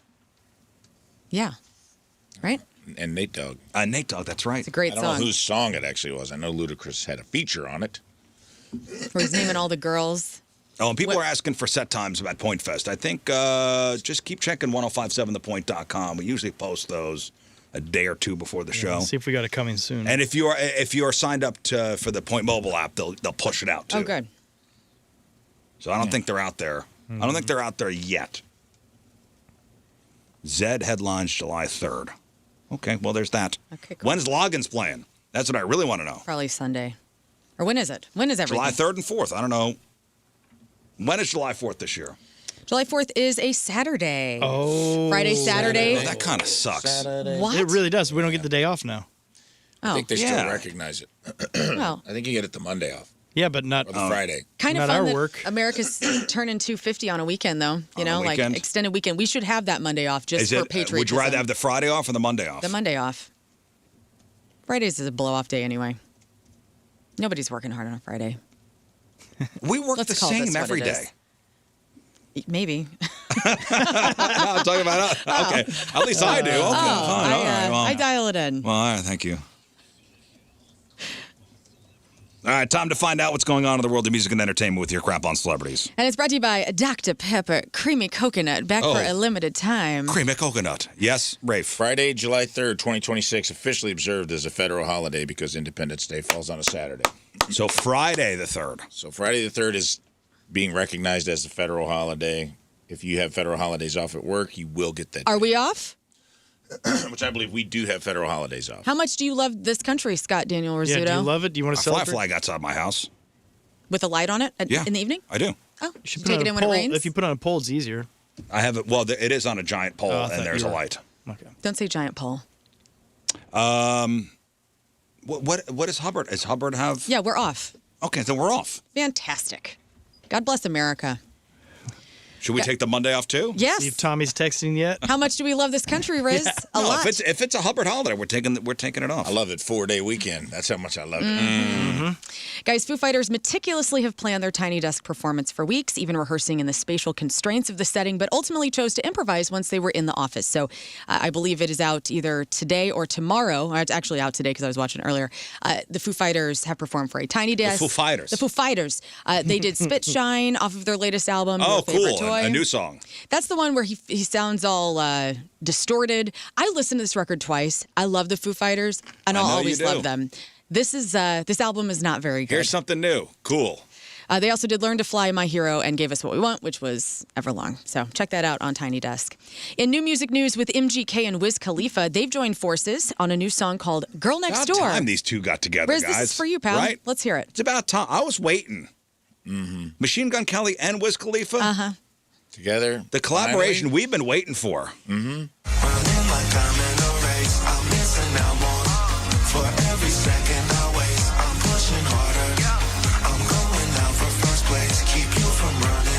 Guys, this is fire. It's so fire. Now, this collab is right before MGK launches his Lost Americana tour, Rizz, which I know you'll be going to. Uh-huh. Wiz Khalifa is set to premiere on many of the North American tour dates along MGK. Girl Next Door continues MGK's recent blend of rap, alternative rock, and pop punk influences. What is he now? Because he changes What is he now? He's all those things. He changes. He's tall and good looking, and he better hope he stays that way. All right, because there's nothing else going on. Okay. Well, Where he was is rap. Megan? He was rap, and then he was rock, and then pop, and now what is? He's now a blender. Well, he did the Fred Durst collaboration last week or 2 weeks ago, and that was mid at best. And now we have this, which is even worse. Best ever. You're giving him a lot of credit to give it mid. Guys, Gene Simmons is throwing a massive rock party in Vegas. I'm really sad that I'm not in town for this. Holy crap. So if you've ever wanted to just hang out with rock royalty and not have to, jump over a barricade, that's exactly what this Legends of Rock Expo is going to be. So this whole thing is going down in Vegas at Westgate Resort and Casino, September 25th through the 27th. Geezer Butler from Black Sabbath is there. Stuart Copeland from The Police. Dave Davies from The Kinks. He got some pretty heavy hitters. He did. Lita Ford, Stephen Piercy, Dave Ellefson, even Edward Furlong from Terminator 2 is going to be Your there. foster parents are dead. Dude. They are dead. They got him? They got him. Did you guys know that Edward Furlong tried to have a musical career? I think I Because I did know about just saw this. a clip of this and I was like, how did this miss me? Back in the Terminator 2 days, Edward Furlong put out a music video for an album he dropped. Uh-huh. Not good. Well, can you dig that up so I maybe we will. can play that? Because people need to know. Now, according to organizers, this isn't just like a concert all-access experience. This is a huge weekend. So it's kind of like Comic-Con for people who maybe love leather, loud amps. There's going to be shows. Gene Simmons' solo band is going to play panel discussions, photo ops, autograph sessions. So it really is like a photo or a Comic-Con. I'm into this. If musicians that are maybe starting to retire or have had amazing careers start to gather like this and do expos, what a cool thing for fans. And maybe tour it like a Comic-Con so we can actually have a chance of having something like this in St. Louis. I think it's a pretty cool idea. So what are they doing there? Are they performing? There's performances from some, mainly Gene. Then they're going to do panel discussions. There's going to be autographs and photos. Very much like if you go to one of these like anime cons or whatever, you can meet the people in the band for a price. So yeah, pack your bags. However, premium passes start at $250. Rockstar treatment, if you want a high roller black diamond VIP pass, that's going to be $2,700. Okay, that's how I don't roll. What you got? Nothing. I was letting them know I sent them both Edward Furlong's music video. Fantastic. Okay, should we play? Let's tap into this. Should I play this? Yeah. This Is so it Edward edited? Furlong Apparently it was in Japan. I guess maybe that was the thing in the 90s. Like when somebody hit big, a movie hit big, they tried to make him a star in Japan. Oh, this is young. This is a young. This was 90s. definitely like T2 era. Wonder she was so smart. Well, anyways, spring break came along, and I decided I wanted to wander around Asia. So I asked my parents, and they said okay. So I went to Thailand and Malaysia. Where's the music? Let's get His to little just voice. Like midway. Let's get to He the sounds music. so young. He was doing like a spoken word thing.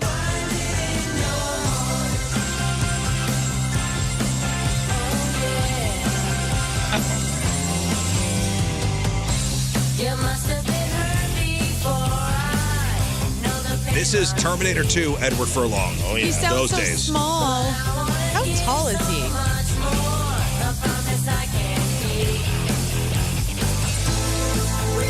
Well, I bet you'd like to forget about this. He's 5'6". Kind of sounds like the new MGK, to be honest with you. Oh, wow. You're kind of ruining Terminator 2.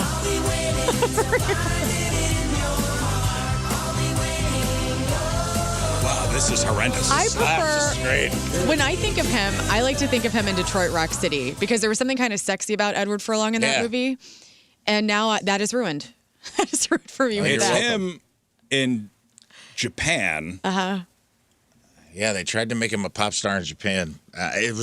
Don't know how this escaped me as a child, but This is 1991. Edward Furlong This was is right after T2. Edward Furlong was a 13-year-old kid from Pasadena with no acting experience when James Cameron cast him as John Connor, Terminator 2, one of the highest-grossing films of all time. A year later, he was a pop star in Japan. How awesome. That sentence is real. None of it is a joke. We are living in the upside down, and this confirms Hold it. On Tight was an 8-track album released exclusively in Japan October 1992, designed to capitalize on the absolute mania surrounding Edward Furlong in the Japanese market following Terminator 2. He didn't have he just went by Edward Furlong? He didn't tour in Europe. He didn't release it in the U.S. He flew to Japan, sang into a microphone, and the country lost its mind. It was huge there. Huh. Wow. The more Wow, you know. indeed. Thank you, Man. Rafe. Thank you, Rafe. Sorry about that. Rad music video, too. Speaking of rad music videos, Jack Douglas, who engineered and produced countless albums of classic rock artists, mainly of Aerosmith, Cheap Trick, and John Lennon. And Edward Furlong. He passed away Monday night from complications with lymphoma. He was 80. And, I have this guy to thank for all the favorite Aerosmith songs that I love. Like, for instance, he worked exclusively with Aerosmith with Walk This Way. And he tells a really fantastic story about how he got the band to kind of have that inspiration. There's a scene in there where the hunchback talking about Young says to like 5 people, walk this way. Yeah, so they were recording, and I guess the band, They went to go see the movie they went Young to go Frankenstein. see Young Frankenstein. Yeah. And Igor says, walk this way. Right? Is that the... Mm-hmm. Here's Jack Douglas telling the story. I'll get back to this. There's a scene in there where the hunchback says to like 5 people, walk this way. And then he walks and everybody walks like him behind them. And we died laughing. We get back to the studio. We put on the track. I start walking around like the hunchback. I turn around to Steven and I say, walk this way. And he gets behind me and he goes, walk this way. And then he starts singing, walk this way. But like the hunchback at first. Then he brought it up a couple of octaves. And then he turns around to Brad and he goes, just give me a kiss. That was it. He sat down, he wrote the whole thing. It's amazing. What a cool story. So Get Your Wings, Toys in the Attic, Rocks, Draw the Line, so many Aerosmith records, but also helped with like Patti Smith's Radio Ethiopia, John Lennon's Double Fantasy, which he said he originally was supposed to be a solo album without Yoko. And so he did a lot of music, Slash's Snake Pit with Ain't Life Grand. So if you love any of these bands, you have this man to thank, Jack Douglas, who is now dead at the age of 80. Woody Harrelson and Matthew McConaughey are doing a show on Apple TV called Brothers, and yes, they'll acknowledge the rumor that they could be half brothers in real life. Woody says it's coming out this fall and compares it to Curb Your Enthusiasm. He says we play ourselves, but everything is fictionalized. Cannot wait for this. I hope it's great. I still got to watch True Detective. Oh, the first season? Right, that was them. Woody Never Harrelson. watched the first No, season. It's the best. it's great. Outstanding. You Can don't I need to get watch back- any after. Can I get back into? Can I like jump in? Oh, yeah, it's its own thing. They're all anthology. And so- it's excellent, huh? Yes. First season is excellent. I haven't watched it in a long... When did that come out? Like 2010? Or Yeah. A long time Long ago, time but I ago. missed Long out time. on it for some 2014. reason. I rewatched it recently and it held up and was great. Okay. And enough that I'd given it enough time that I'd forgotten how good it was. Because I sometimes do have a problem getting into something and it looks dated. Yeah, I try to It rewatch won't The be like Sopranos, I know. It's hard. It's not like that. and Sopranos is bad. the first episode is in 1999, Yeah. and it really looks like it's in 1999. He's in the pool with the ducks. Yeah. It's really dated. It's weird they haven't remastered any of that yet. Well, I mean, just the way everybody's dressed and No the way it's phones. shot, and It's it's weird. very. Sex and the City is the same way, but I like it.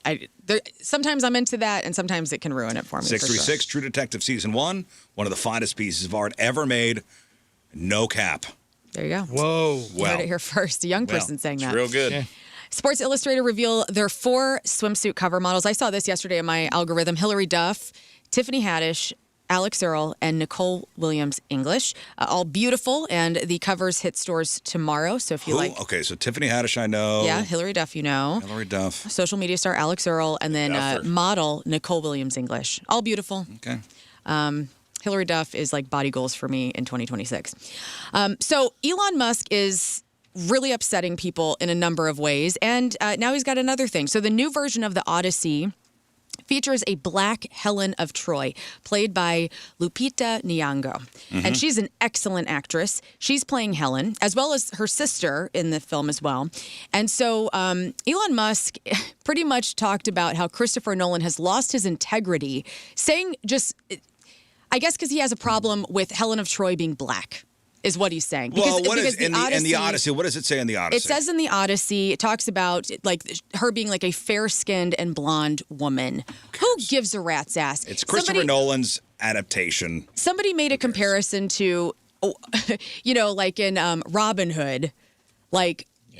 Robin Hood was, whenever it was made into a cartoon for Disney, was played by a fox, right? Mm-hmm. Nobody lost their mind over that. He was not a fox. Listen, I'll see. He was a fox. I think he. I was mad when Kevin Costner wasn't a fox in Prince of Thieves. Did he put it out there to be provocative? Probably. Probably to just get people talking or riled up. That's what I think. I'm gonna say, are you looking forward to seeing the movie? I am. Christopher Nolan is excellent. He's not lost anything. People are nitpicking every little thing on this movie, from what the soldiers are wearing to who's cast, to play who. It's turning into that. She cast in the Odyssey? Yeah. Oh, I thought she's Helen of separate movie. No, she's Helen of Troy. No, she's Helen of Troy in the Odyssey. And there's a ton of people in this movie. Yeah, guess what? Matt Damon, I'm guessing Odysseus probably didn't look like Matt Damon. Right. Well, and they're talking about the accents, and the people are really picking apart this movie because I think there's such a big release. There's a big hype on this thing. Do you remember, what was the Matt Damon movie where he was at the Great Wall of China? That was a bigger stretch than this. You remember that movie? Yeah, I'm going to see it. I'm looking forward to it. July the trailers 17th. look great. Looks good. Anyway, Elon. I think he's doing it just to be provocative. Isn't John Barenthal in it too? Yes. When I saw the preview, it was like some people had English accents, some people didn't. Rapper Travis Scott is in the movie. Travis Scott's in it. Elliot Page is in the movie. He's probably going to lose his mind over that. It just seemed like he was like, "This is just talk how you talk." They didn't try to do any they didn't try to place it with like an accent or a certain time period. He just is telling the story. Yeah, people got a problem with that too. Sure. So yeah, well, when does it come out? July 17th. July 17th. Look forward to it. And finally, Disney dropped a massive preview of its 2026-2027 lineup. So the Disney upfronts were in New York City yesterday. And so here's some things to know. So the Grammy Awards are moving home. So starting February 7th in 2027, the biggest night of music is going to be airing on ABC. And I had no idea, but this is the first time the show's been on ABC since CBS. Right? Since 1972. CBS for a long time. Which is really cool. CMA awards have been extended. They officially locked in through 2032, so those aren't going anywhere. High five, Scott. Yeah. All right. Love it. New dramas Terrible high five. and star-studded series. Cry Wolf is going to come to FX. This is Olivia Colman, Brie Larson. They're teaming up for a limited series, and there was a teaser out today. It's going to be one to watch, they say. The Spot is coming to Hulu. Claire Danes and Ewan McGregor took the stage to introduce this new series. I love both of them, so can't wait to see what they do together. A 1980s LA thriller co-created by Ryan Murphy and Bret Easton Ellis is called The Shards. That will be on FX. And Count My Lies will be on Hulu, starring Lindsay Lohan and Kit Harington, Jon Snow from Game of Thrones. In horror news with this release, American Horror Story is bringing Paul Anthony Kelly, who is my new crush, who played JFK Jr. in that series that he made this year about JFK Jr. and his wife. So he's joining the cast of American Horror Story Season 13. And I guess it is going to be about the witches, which is excellent. Marvel reunions, Robert Downey Jr., Tom Hiddleston, Paul Bettany, they shared the stage. RDJ was a crowd pleaser, and they gave us the new release date for the Disney Plus series Vision Quest. So mark your calendars for that, October 14th. And Loki's new gig, Tom Hiddleston also talked about the new National Geographic docuseries called Surviving Pompeii. And that is your crap. All right, celebrity celebrating a birthday today. Country singer who sometimes likes to throw chairs off rooftops. Yes. Oh. Morgan Wallen. Morgan Wallen. He turns 33 today. The Batman and glittering Twilight vampire Edward Cullen, Robert Pattinson, turns 40 today. The frequently naked creator and star of the show Girls, Lena Dunham, turns 40. All right, who's this? The guitar player who is known for wearing a KFC bucket on his head. Oh, Buckethead. Buckethead turns 57. Darius Rucker. No matter how many country hits this man has, he is Hooting the Blowfish. Darius Rucker is 60. Stephen Colbert, 62. Our sometimes ambassador to North Korea, Dennis Rodman, turns 65. He's won 20. Yes, 25. He's won 25 Grammys, the most ever by a male solo artist. Who am I talking about? I just saw this. Who is it? Is it He's won 25 Grammys. R&B or The most ever by a male solo artist. Solo artist. Yeah. Sam, what's... He turned 76 today. Oh, 76. wow? No. 76. You threw me off. Yeah, Not that's Tony Bennett. Solo? Sting? No. Tony Bennett's dead. Yeah. 76. Phil Collins. Stevie Wonder turns. Stevie Wonder, come on, guys. Man, we're I the should have saw worst. that coming. Yeah. All right, this guy, he plays a tough guy in almost every movie he's in. Hello, I'm the beekeeper. From Pulp Fiction to Taxi Driver to Reservoir Dogs. He even Steve played Buscemi. He even played the role of Satan and Adam Sandler's Little Nicky. Oh, Harvey Keitel. Harvey Keitel I turns love Harvey Keitel. 87 today. Today's porno birthday is Mindy Ray.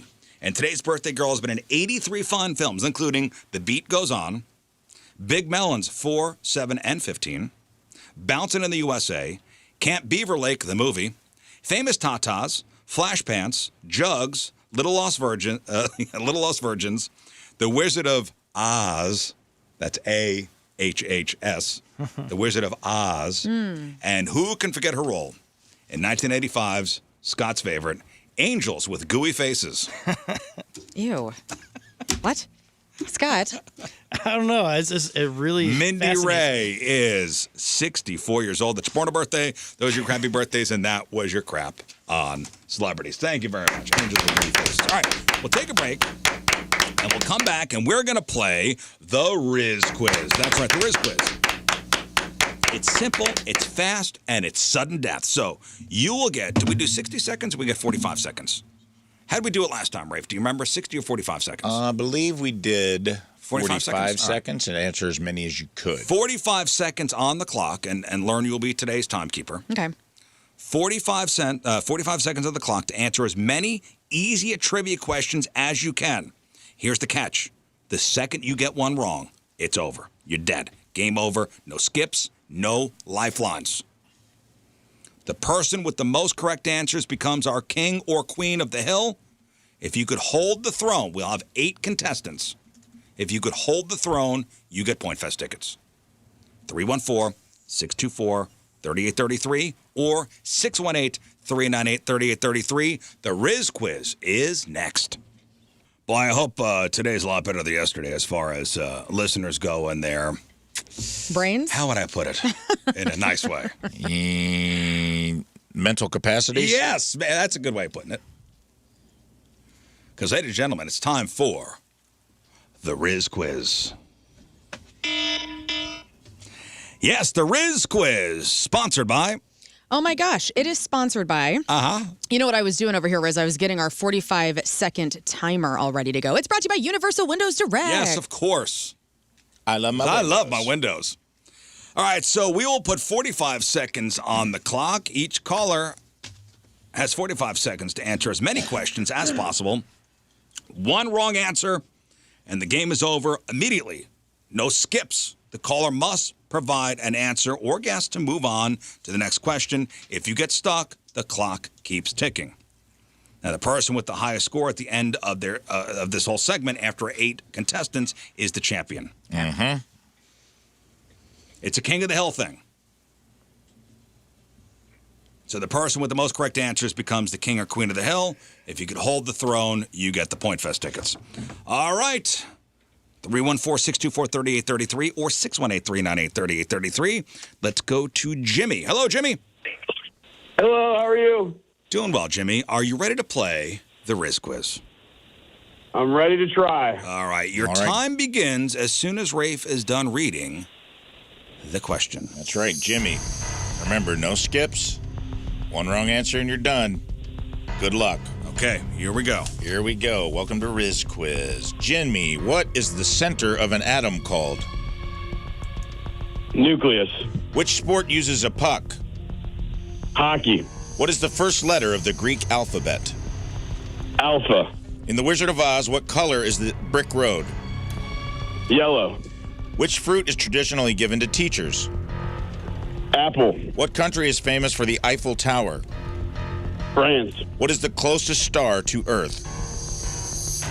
The sun. What color is the 8-ball in pool? Black. How many inches are in a foot? 12. Who is the lead singer of the Rolling Stones? Mick Jagger. What do you call a person who doesn't eat meat? Vegetarian. How many states are there in the United States? All right, 50. That's it. All right. Over. Did not get that last one, but he did really well. He 1, did 2, really 3, well. 4, 5, 6, 7, 8, 9, 10. I have 11. 11. Okay, Jimmy, hang on. You have 11. Good showing. All right, good showing Smart from Jimmy. You know what? He would have won Simpleton Trivia. I like to point out when people would have won Simpleton Trivia because it doesn't happen often. All right, so Logan on line 2. Logan. Hey, how you guys doing today? All right, Logan, 11 is the number to beat. No pressure, Logan. Welcome to Rizz Quiz. Here we go. Appreciate it. Logan, what do humans need to breathe to survive? Oxygen. How many holes are on a standard golf course? 18. What do you call a person who studies rocks? Paleontologist. Wrong. And Logan is out. Geologist. It is a geologist. That one was kind of tough, but that's okay. Every once in a while, there is a... You think that was tough? I don't think it was tough. It's just like went from 3rd to 4th grade. Do you know what I mean? Yeah. Alexandra. Good morning. Happy birthday, Rizz. Thank you. Are you ready to play the Rizz Quiz? I am. 11 is the number to beat. Here we go. Okay. Alexandra, good luck. Welcome to Rizz Quiz. Your first question is, what is the name of Batman's butler? Alfred. Which fast food chain has golden arches? McDonald's. Which country is also a continent? Africa. Oh, Damn, I knew it. I got stuck on that one. Australia. Australia. Australia. Alexandra is out. She was off to a good start, too. I felt good. I thought she's going to... Joe. Hello, Joe. Hello. All right, Joe, are you ready for the Rizz Quiz? Oh, I'll do my best. All right, 11 is the number to beat. Jimmy sitting on the top of that hill. Here we go. Okay. Jimmy, good luck on Rizz Quiz. Here you go. First question is, how many planets are in our solar system? 8. In bowling, what is it called when you knock down all the pins at once? Strike. Which month has the fewest days? February. What is the fictional home city of Superman? Metropolis. What is the common name for a dried plum? Prune. What is the largest country in the world by land area? Russia. What is the hardest natural substance on Earth?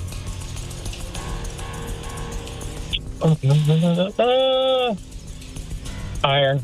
Wrong. Diamond. It is a diamond. Shine bright like a diamond. You got 1, 2, 3, 6. 4, 5, 6. You had 4 seconds left. No, he wouldn't have gotten I don't there. think you'd have gotten there. You think he would have? He had 4 seconds left. I just said I don't think you would have. Matt. I'm here. All right, Matt. The number to beat is 11. Matt, good luck. Okay. Welcome to Rizz Quiz. Your first question is, which sport is played at Wimbledon? Tennis. What is the standard number of cards in a deck? 52. Which movie features a sinking ship and Jack and Rose? Titanic. What nut is used to make marzipan? Hazelnut? Almond. Almond is a tough one. Which I learned from this show playing this game. Marzipan? I didn't know marzipan was Yeah. almond. It's almond. That was a tough one. Yeah. Ray. Hello, Ray. Ho, ho, ho. Merry Christmas, Rizz. All right, Ray. Are you ready for the Rizz Quiz? I am ready. Here we we go. The number to beat is 11. Ray, don't let me down. I believe in you, Ray. Welcome to Rizz Quiz. Ray, your first question is, which city is known as the Big Apple? New York City. Which planet is the largest in our solar system? Saturn. Nope. Jupiter, come on, Ray's now. out. Damn it, come on, Big man. red planet. Said it with dude. confidence, too. Saturn. I don't even think Saturn is the second largest. Yeah. Saturn, Yes. it Or is. is it Uranus? Uranus and Neptune are similar in size. I think Saturn is the next largest after Jupiter. Well, I stand corrected. Saturn. Ryan, Hey, how's it going? got to beat 11, and we got 2 more contestants. Ryan, are All you right. ready for I'm the ready. Rizz Quiz? Ryan, good luck. Welcome to Rizz Quiz. This is your first question. Ryan, what is the name of the NFL team in Green Bay? Packers. How many colors are in a rainbow? 7. How many dwarves live with Snow White? 7. What is the primary ingredient in hummus? Chickpeas. Nice. What is the tallest mountain in the world? Everest. What do you call a baby frog? Tadpole. How many points is a touchdown worth? 6. What is the primary language spoken in Mexico? Spanish. What is the name of the Lion King? Mustafa. No! Mufasa! No, You know it's what? Simba. It is. But Oh. before Simba, it was Mufasa. He said Mustafa. He said First. Mufasa. I said Mustafa. I meant Mufasa. Definitely. It's out. He said Mustafa first, and it is Simba. Try to argue for you. All right. Oh, man, I thought he was going to get it. He was close. All right, Carlo.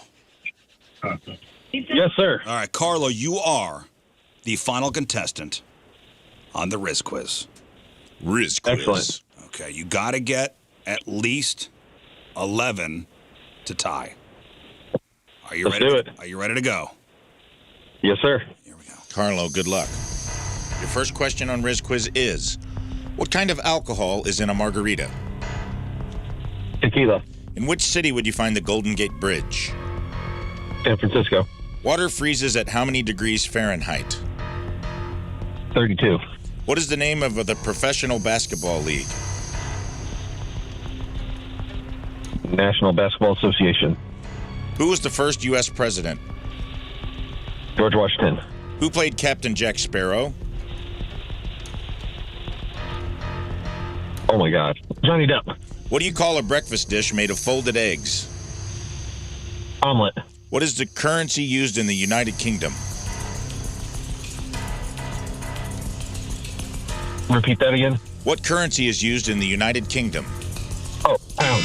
I'm going to give him that one. Yeah, but he didn't I get don't it. think he got there. No. 1, 2, 3, 4, 5, 6, 7, 8. Nope. Jimmy is the Jimmy! The king. Jimmy, you are the Yeah! Jimmy. king of the castle. Let's go. Congratulations, Jimmy. Jimmy, I have a question for you. Last time Yes. we played this game, Rizz Quiz, we had a gauntlet for the winner. Would you like tickets to one thing? Or would you like to play against a Rizz Show member and double your chances at winning? Well, we only have tickets for Point Ooh. Fest. Jimmy, have fun at Point Fest. You want 4 tickets? Thank you. Or do you want 4 Oh, tickets to let's- Point Fest?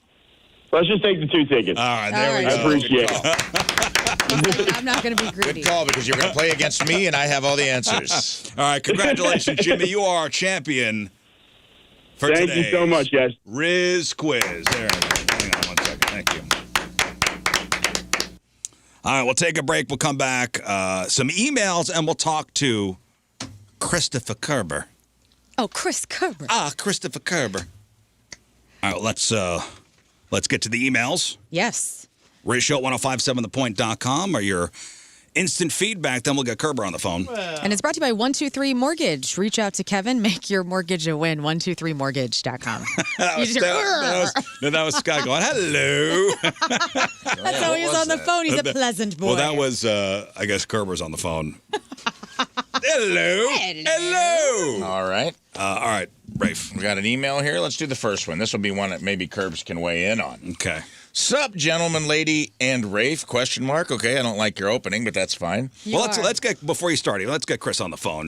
Good morning, Chris Pop Kerber. him on. Chris? Riz, how are you, bud? Oh, it's so nice to hear your voice. Ladies and gentlemen, Chris Hi, Kerber. Curbs.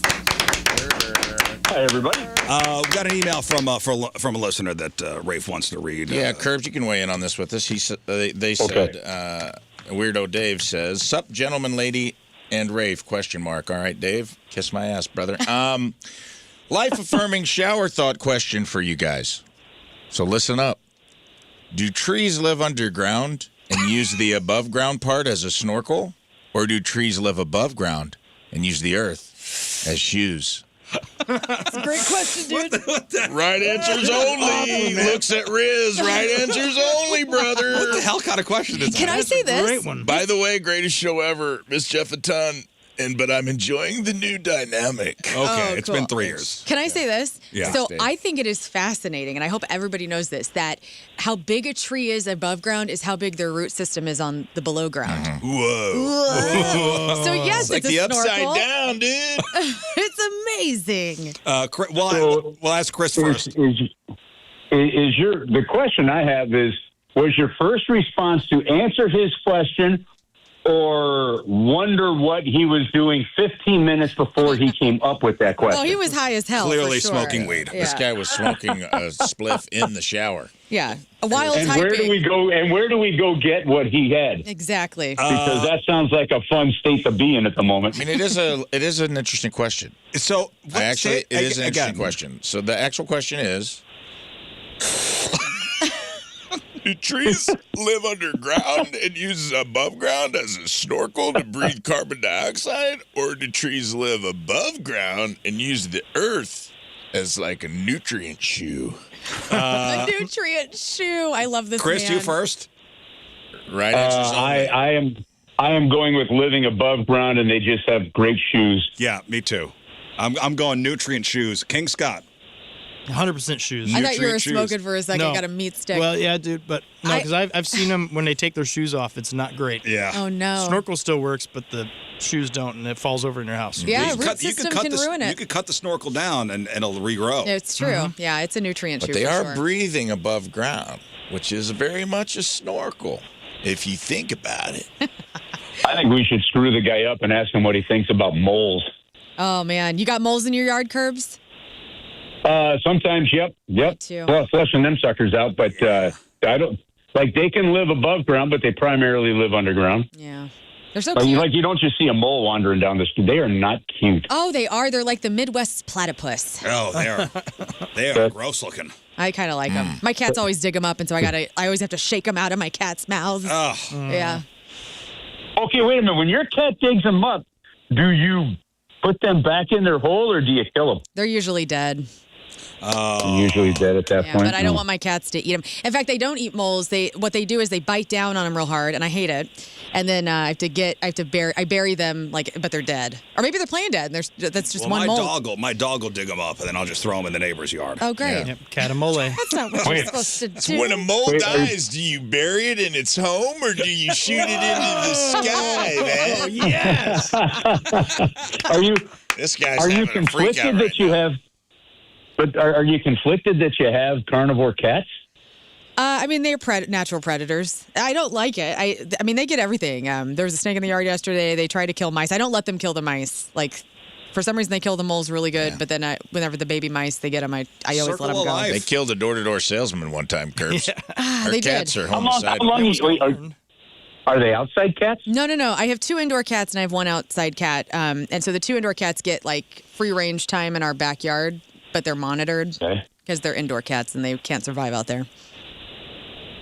You got They're cats? killing snakes and moles, and they become terrific hunters. I know. Yeah, they're great hunters. And if you ever Yeah, all right. go online and watch a snake and a cat fight, cats are awesome when it comes to dodging snakes. Yeah, yesterday, Curbs, I had to save my cat Willow from a big snake that was in my backyard. Every year this happens where I got to get them out of the snake's way.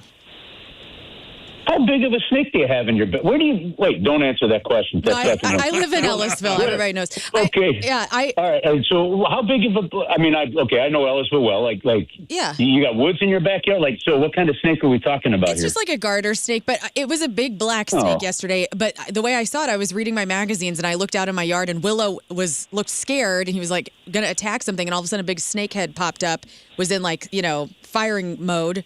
And so I ran over. mode? I went over there and got my cat so An the HR snake didn't- snake. Yeah. Well, black snakes are okay for you. They're supposed to take care of the mice, but apparently if the cats are, the snake is getting mad. I know. Yep. Yeah, I just assume everything's a cobra, and Me I too. live by that. Snakes like mice and cats like mice is the enemy of my enemy, my friend. What? Listen, I live down the street from you in Manchester. Okay, so pretty close to the house. They opened up that reptile house right here at right at Manchester Henry Road. Okay, all right. My wife is she's got such a snake phobia. Like I was driving down the road once in my Chevy Avalanche. There was a dead snake on the road. She jumped so far that I nearly crashed the Avalanche. And I said, you know we win, right? Like, we're in the car. But she's dead convinced that if there are live animals, and I haven't gone into the reptile house to figure it out if there's live animals or if they just do food and whatever, but she's convinced that if one gets out, they're making a beeline for our house. I know. Well, they And I'm probably like, are. I'm like, no, this is messed up. They could sense the fear. Yeah. They know. They do know. They're called nope ropes. Nope. Nope. Nope ropes. I don't like them, but I'll do anything for my cat, so I went out there and got him. Chris, do you know what the term car ranch means? Car ranch. Apparently, this is a new thing. No, I don't. So a mom on Instagram is going viral for explaining how she learned about car ranch. And she wants to know if you're as horrified as she is. So she said her family was having dinner, and her 17-year-old daughter asked for ranch dressing. And the mother apologized and said, you know what, honey, we're out. And the daughter said she could not eat whatever they were eating without ranch dressing. I don't know what they were eating. It could have been anything. Ranch is very versatile. So the daughter excused herself and left the house. Now, the mother assumed she was driving to the store. But nope, she came right back inside with a packet of ranch that was in her car. And the daughter said she just remembered, oh, I have car ranch. It was car ranch from a fast food place a while back. The mom freaked out and asked how long it was in her car. The daughter said maybe months, and then just went ahead and ate it. Now the mother wants to know, do your kids have car ranch? And is that not in a recipe for explosive diarrhea? You know what? I don't know about, okay, yes, it probably is, or one hell of a stomach ache. Our ranch, that one, no, but I could easily see like a packet of ketchup or two in the glove compartment. Yeah, that's a good point. Do you have packets of stuff? I'm looking at Learn because this seems like a woman Hell thing. no. I don't want anything in my car that can go bad. My daughter is a sauce hoard. Okay. Hoarder. Sauce hoarder. Sauce hoarder. Sauce hoarder. Hoarder. Oh, my God. Oh, my God. Dare you? I was like, whoa. Sauce hoarder. Yeah, like, so she's got, like, mild, like, Taco Bell sauces. I mean, cane like sauce. in a room? In the fridge. She saves everything Well, and she good keeps for them in her the then. fridge. Okay, She doesn't have a car. Okay, Rizz, I literally just opened up the refrigerator, okay? And there's this little compartment in this middle drawer. Now, I have a daughter. I'm pretty sure that when my wife was breastfeeding my daughter, it wasn't milk that came out, it was ketchup, because this kid loves ketchup. Like, okay? All right, so now I'm looking at. I've got your wife Heinz boobies when I met her. Oh, I couldn't believe you did that. That's adorable. well, you know, you are what you eat. So I'm looking at Chick-fil-A Polynesian sauce, a little packet of that's in here.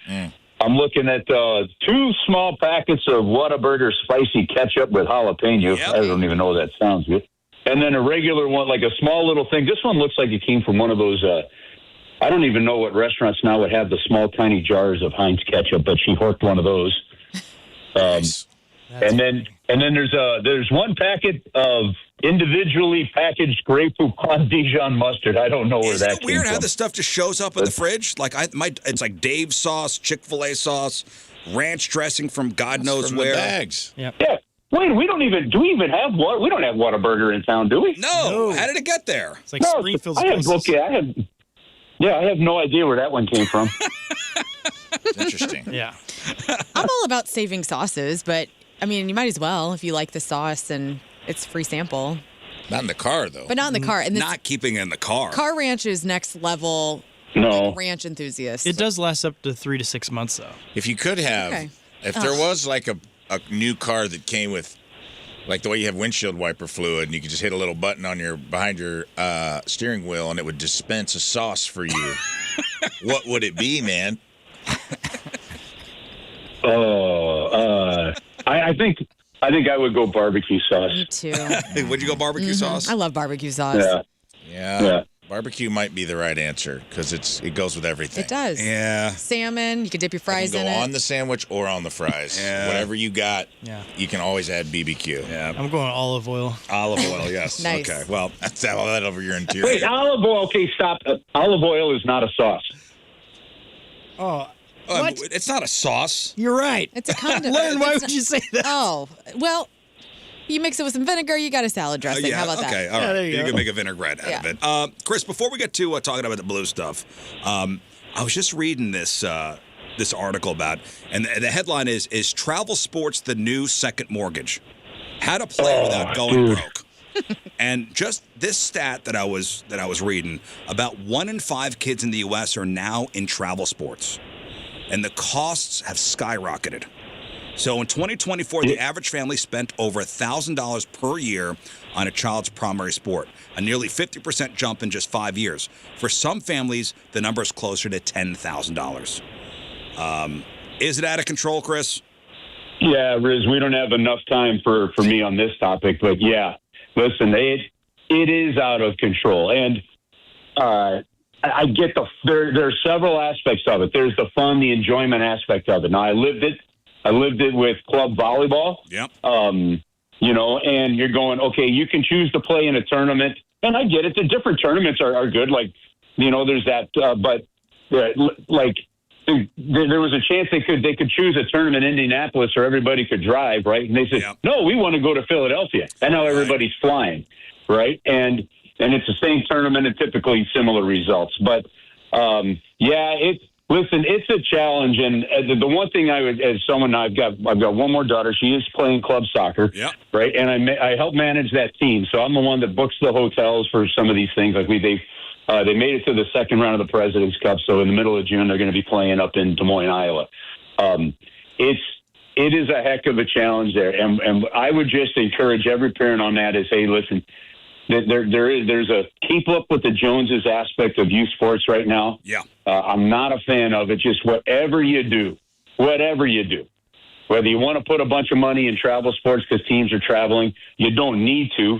Okay, but the reality of it is just make sure your kids are playing with friends that they can enjoy, and they've got coaches that are about the development of the person. Like my middle daughter, and she just headed back to Mizzou to finish her last couple of exams yesterday.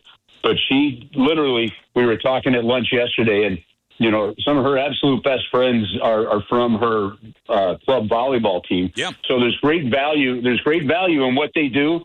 But you've got to keep it fun. And listen, there were 2 players on her volleyball team. There were 2 players her senior year, right, that decided one moved up a level. The other one decided that to play. Both of them said halfway through the year, one said, I wish I had stayed on the same team and just finished playing with you because that was going to be the end for them. And the other one who had decided not to play that year because it was a senior said, I wish I had played. Like, keep the sports fun and the skilled athletes and the ones that want to move on. So, good Lord, don't just throw money around to throw money around. But it really is a challenge, man. And I got a bunch of different opinions on that stuff. There's a couple points I do want to make. And finally, I'm out of the hockey thing because my son is just playing high school hockey this year. So travel hockey's done. My daughter's in travel cheer, and that's a whole other thing. But, and there are a lot of parents now that may be starting to get their kids into, let's say, hockey. And many parents budget for the uniform, the sign-up fee, but those are just the tip of the iceberg. Financial planners say families usually underestimate the total cost by 40%. So you got to factor in. Sure. You got to factor in the invisible travel, the gas, the tolls, the $60 family dinner at the roadside diner because the tournament ran late, the extra coaching need to stay competitive, plus the gear cycle. Kids grow fast. You'll be buying new shoulder pads or new sticks way more often than you think. Get the equipment used. Do not buy new equipment for growing kids. Like, go to Play It Again Sports, find that stuff. Like, there's ways to do it. Like, it's just, the business of sports has really become, at the youth level, something else. So, parents have to stay vigilant, Rizz. I'm with you on all that. Well, and I do want to bring this up, and you could speak to this better than probably anybody. Many parents see these costs as an investment in a future college scholarship. But here is the real stat.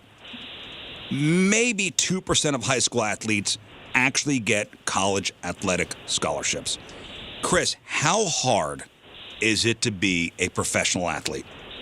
Oh, and that's why even a player that comes up, gets a cup of coffee, doesn't play, where their fans go, "Oh, that guy's an awful player." Even the least skilled NHL players are still NHL players, and it's something I always remind people of. Right? Yeah. Like you got to get a lot of luck going your way, but two, you got to be so good. Like the Springfield Thunderbirds are still playing in the American Hockey League playoffs, and we've got those games airing on 101 actually, which is really cool. We'll talk about that in a second. Right?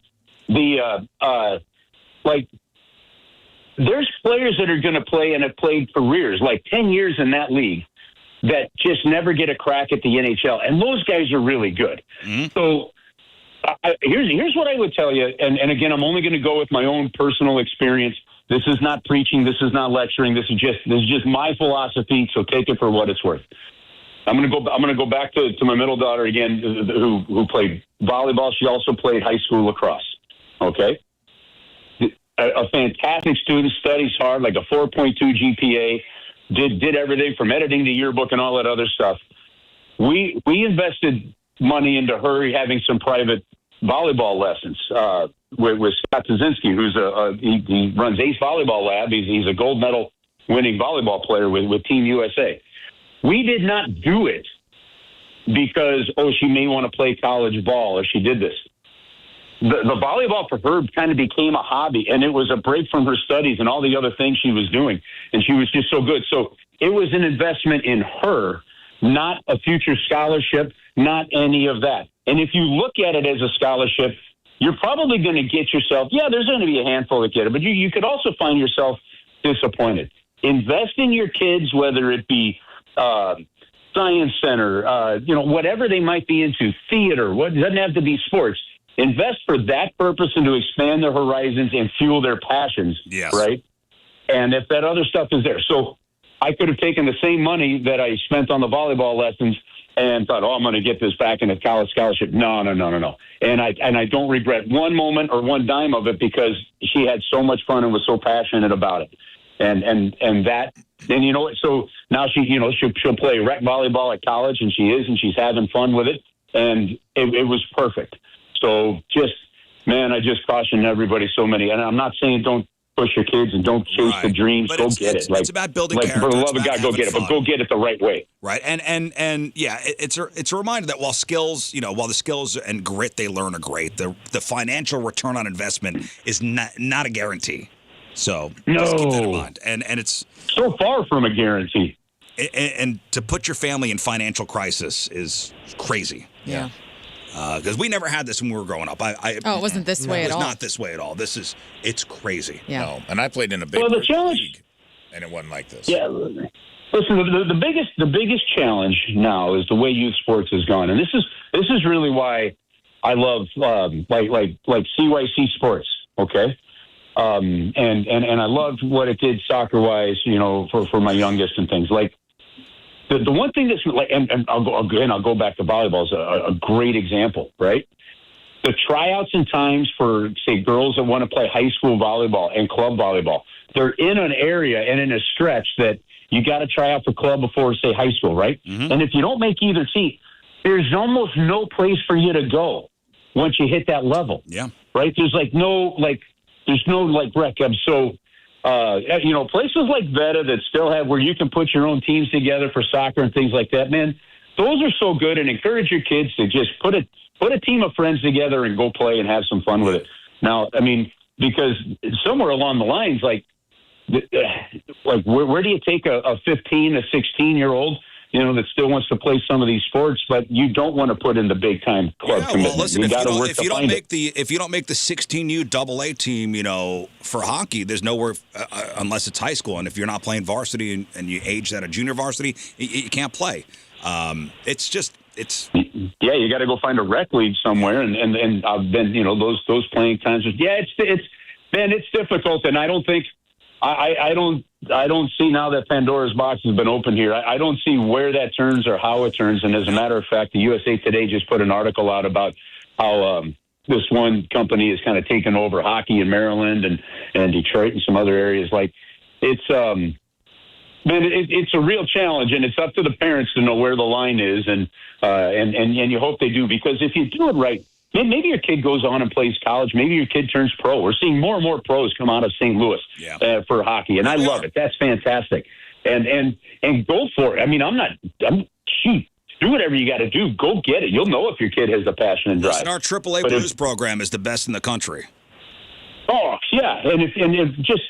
But if you also fuel the passion, like, I just think that you're giving a world to your kids more so than just an opportunity. So 618 says, run if your daughter wants to show horses. Oh my God!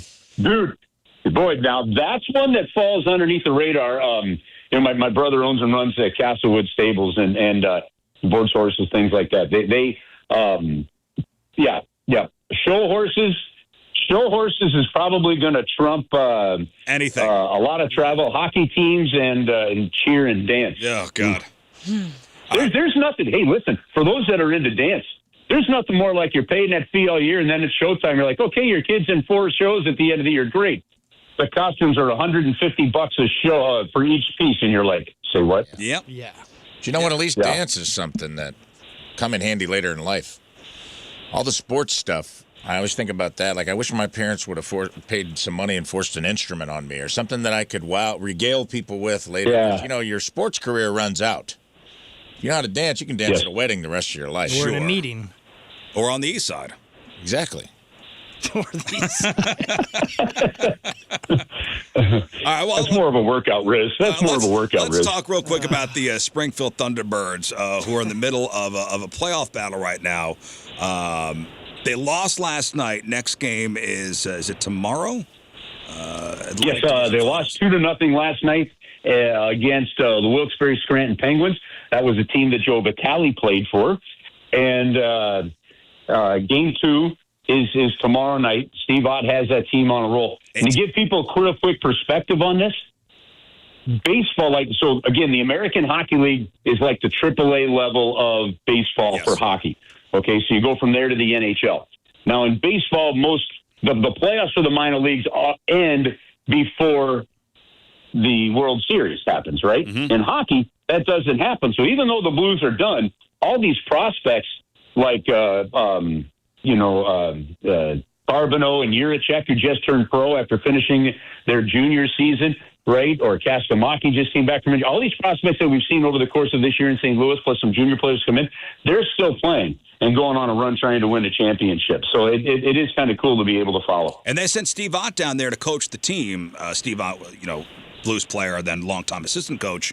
And he's really turned that team around, and they're really the Cinderella story in the Calder Cup. He did a bit on the Last Minute Blues podcast there with Donnie and Alex and Jeremy, and they he said the one thing that going down there has done has kind of proven to him that he was ready to be a head coach. He had interviewed for some NHL head coaching jobs, and after being an assistant coach in the NHL now for quite a while, he had to go prove that he could do it. Well, they were outside of a playoff spot when they sent him down. We had just played a game in Edmonton, and at 8 o'clock the next morning, the team put out a press release that Steve Ott was taking over as the head coach in Springfield. He got them into the playoff spot. They won their first round against Charlotte. They just played Providence in their second round. There's an extra round down there in the American League. They just played Providence. Providence had the best record in the American League. There was a 38-point differential between Providence and Springfield. It was the largest upset in Calder Cup playoff history. Awesome. And the American Hockey League has been around for close to 100 years. Like there are teams from the American Hockey League in Rochester, Springfield that have been around longer than all but 6 NHL teams. So he's doing a great job there. Carbonneau and Jiricek joined them for their the last 2 games after their junior career has ended. I think Theo Lindstein was hurt, so I don't think he played last night. But there's some great things going on. And again, pretty cool that we've got those games actually airing on 101 for fans. So maybe we'll talk next week about another round for those guys. Would it be the finals, right? No, that would be like the conference finals. These are the division finals that they're in right now. So they had to play a best of 3, like a play-in round, is what they really had to do. All right. Well, yeah. Chris, as always, we love talking to you, and have a great rest of your week. We'll talk to you next week. All right, you guys are awesome. Thanks. Have an awesome week. There he is, guys. The great Chris Kerber, everybody. All right, let's finish out emails. Rizz at 1057 The Point. All right, let's do this one. Hey, Rizz crew. What's up? Unbeknownst to you, particularly you, Scott Daniel Rizzuto, you have been in a feud with my 7-year-old son, Thatcher. Yes, I'm serious. For the past 3 years of your life. Each time his name is mercilessly mocked, the rage fire in his little 7-year-old heart burns hotter and hotter. Imagine his excitement when we heard the Rizzlies night was taking place on, you guessed it, his 8th birthday. Get out of here. June 14th? June 14th. It's little Thatcher's actual birthday. Thatcher's coming of age. In that family, in order to celebrate the age of 8, you must slay a shinless man. Yes. Thatcher's going to walk up to me, just punch me right in the nards. Well, when the bases are loaded that night, they got to call up Thatcher. Calling in. Give me Thatcher. His chance to meet you all and prove once and for all that Thatcher, quote, ain't no bitch name, end quote. His words, not mine. What a cool kid. 7-year-old Thatcher said, Thatcher ain't no bitch name. I can't wait to meet this kid. Love this kid already. Of course, immediately bought tickets because who am I to squash a birthday dream? His birthday dream is to meet the man who's been talking trash and show him once and for all Thatcher ain't no bitch name. So thanks for making my kid feel semi-famous. Each time he hears it on the radio, whether he'll admit it or not, he thinks it's funny. I can't wait to fight you, Thatcher. What a cool... Get your tickets now. Game. Get your tickets now. 1057thepoint.com. That's right. Get your tickets now. Thatcher's mom, Amber, has signed off on a full-on, full-contact in between the 5th and 6th inning, I'll be fighting Thatcher. No, you know what you should do? In the right field bleachers. Let that kid get on the pitcher mound, and you have to stand at the plate, and he gets to throw the ball at your balls. No. Oh, yeah. We'll see if Thatcher. See if he can do it. See if he gives me You think an 8-year-old kid can throw a ball that far? No, we're going to fist fight. Let's see if you got the stones to stay in the box with Thatcher on the mound. On the mound? Mm-hmm. Toe in the rubber? You give this child what he wants for his birthday. It's his birthday. I'll buy him a hot dog. Okay. I thought that was very cool. Mom Amanda. That is awesome. Kid Thatcher. You got to get a new name. 7-year-old kid who says ain't no bitch name. We might have to retire Thatcher, dude. We might have to retire. I think Tevin. No. Tevin is there worse. There are no Tevins. There is. I'm just saying if Thatcher comes in, gives you some chin music at the Grizzlies game and says that whose name is a bitch name now, we got to retire it, dude. We need a new stand-in. So be thinking about it. Thatcher has to prove it on his 8th birthday, but Thatcher, you have an opportunity in front of you, young man, to retire this name as the catch-all name for soft-ass kids. And how cool is it that he gets to be the hero for all Thatchers? Right. Cool mom. Cool mom. Cool mom, Amber. Next. All right, let's do this one. Let's do this one. I like this one. We all know how wrestling a child in the studio went. Rizz is going down. Yes, thank you. Once Thatcher saw your son... let him put me down. Once Thatcher saw your son take you out, he was like, my time has come. We always saying how many 8-year-olds could you beat up? Well, you're about to find out. Ooh. You can't even beat up one because Thatcher's going to get that ass, brother. I know. This one is called Am I the A-Hole? Local Business Edition. Okay. Hey, Rizz Show and King Scott. I have a question. All right. I have a question about if I'm the a-hole for a recent interaction I had with a local business, working maintenance and walk a lot. I usually go through a pair of work boots in a year, not necessarily because the boots look worn out from many miles walked or worn on the inside. I'm particular about my boots because I'm on my feet many hours.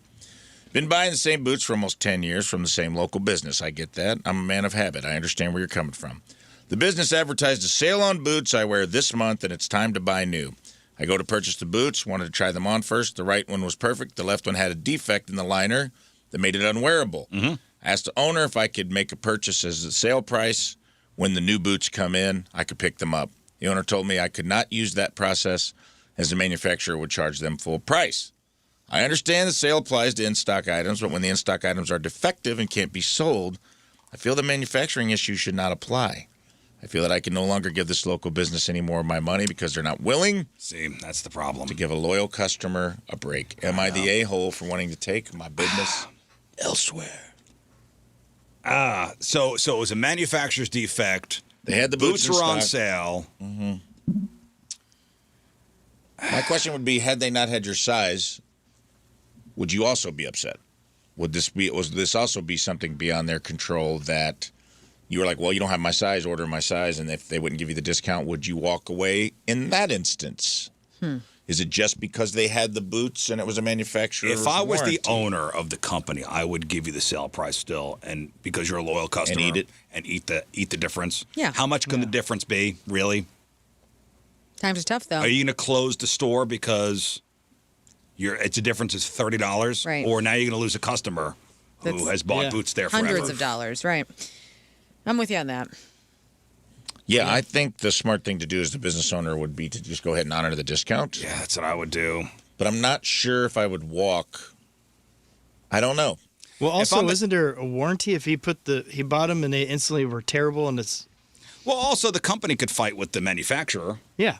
The on his store could behalf. fight with the manufacturer on his behalf and just say, "Listen, here's the discounted price. We'll take care of the rest."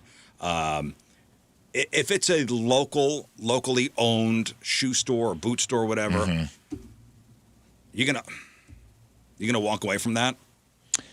I don't think either person is the a-hole in this instance. I don't think so either. I No. think that you have the right to feel like, hey, man, I've been a loyal customer. You can't throw me a bone here. I've been buying these same boots for 10 years.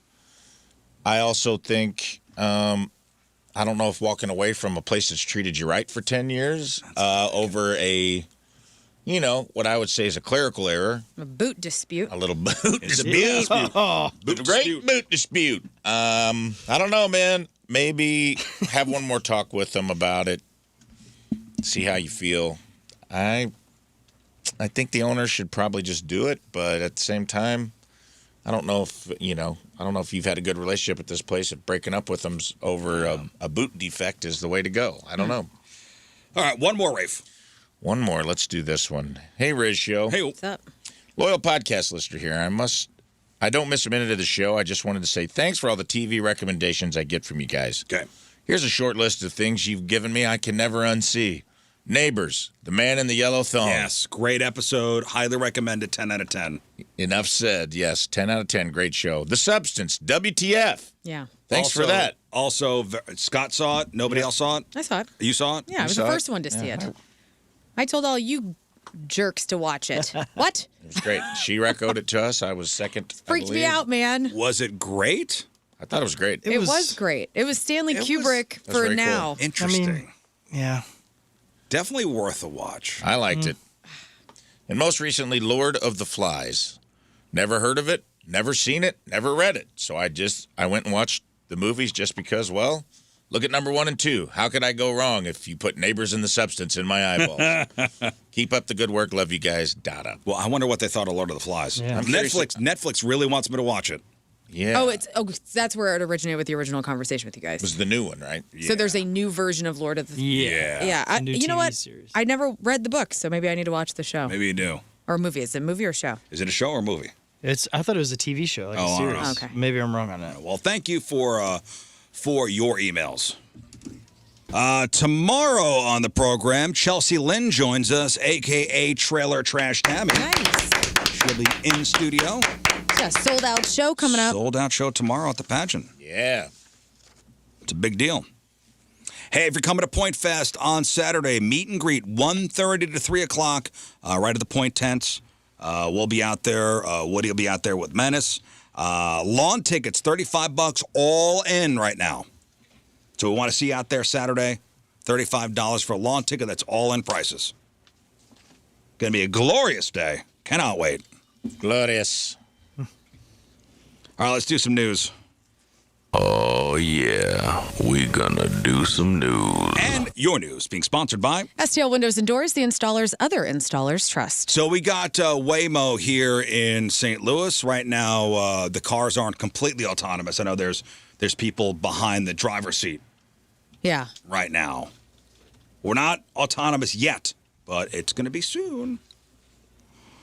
Well, it turns out that even high-tech self-driving cars are not immune to the classic advice, turn around and don't drown, because Waymo has officially filed a voluntary software recall for 3,791 of its autonomous vehicles after one of the empty robotaxis got swept away by floodwaters in San Antonio. Oh, no. Dang. Yeah. Oh, They didn't program for that? No. So water? back on April 20th, Shortcut. during some pretty intense Texas storms, an empty Waymo vehicle encountered a flooded lane on a high-speed road. Instead of stopping, the car software got a bit confused. It slowed down, but then decided to keep going right into the deep water. I like it. Thankfully, nobody was inside. Nobody was hurt. But the car had to be rescued after being swept off the road. This was not an isolated brain fart for the AI either.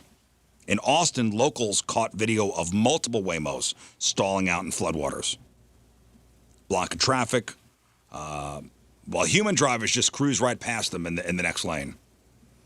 So federal regulators pointed out a specific glitch in Waymo's 5th and 6th generation driving systems. On faster roads, the software doesn't always realize a flooded lane is untraversable. Driving into deep water at speed is a recipe for losing control, which is why Waymo is now scrambling to fix it. This is why I started my autonomous boat company, Wavemo. Wavemo. Yes. Oh, that would be good. I'm not investing. There's a out in Vegas. I kept seeing those Zooks. That's their self-driving vehicles. is that the that are same out there. thing? Yeah, it's an Amazon company, I believe. But that was really weird. It's really see. strange. And I didn't need it, but every time I saw it, I'm like, maybe I want to go get in it for just a second. Austin was nuts. Austin has a ton, and there's so many one-way streets off Congress and stuff down there. I saw so many. It wasn't necessarily the Waymos, but I saw people drivers going the wrong way on one-way streets so often that I'm like, what are these robocars going to do? Right. Because there's so many of them. Well, in Austin, the first time I saw one pull into they get a close hotel, to you, I was like, whoa. even crossing, because everything's walkable in downtown Austin, we'd be crossing crosswalks, and I'm like, that Waymo was 7 feet away from me. You know what I mean? It kept going.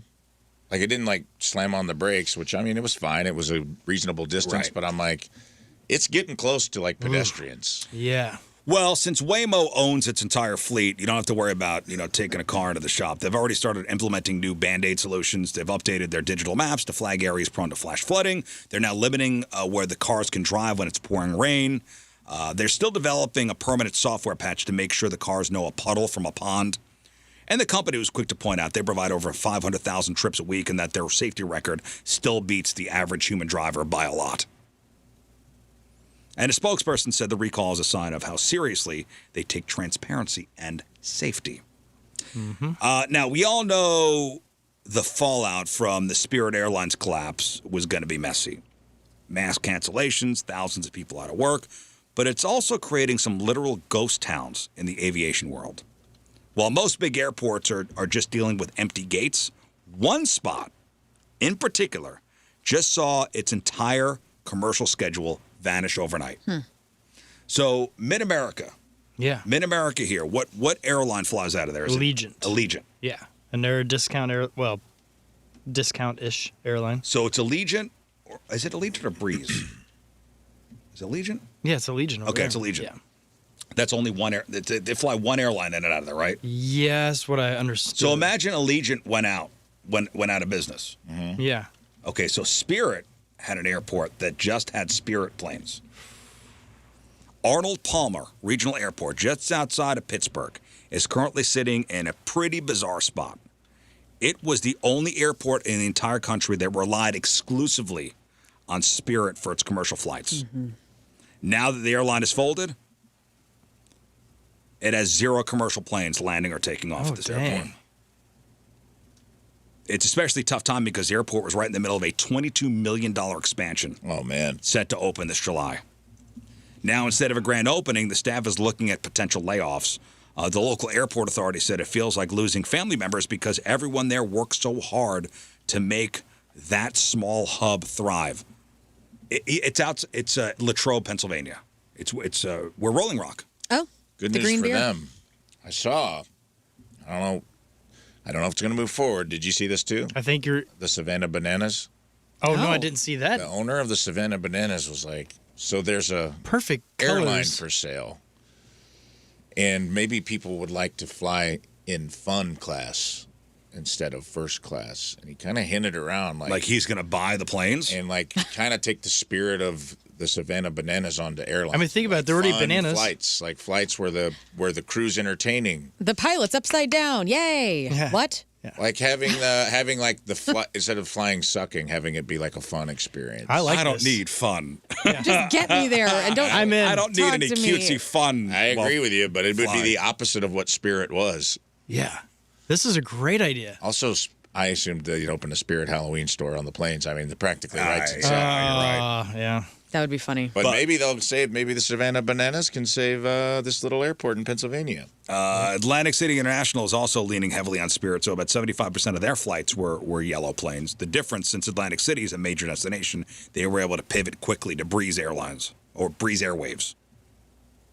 They actually swooped in this past Wednesday to start filling the gap, and they expect to be back to full strength by December.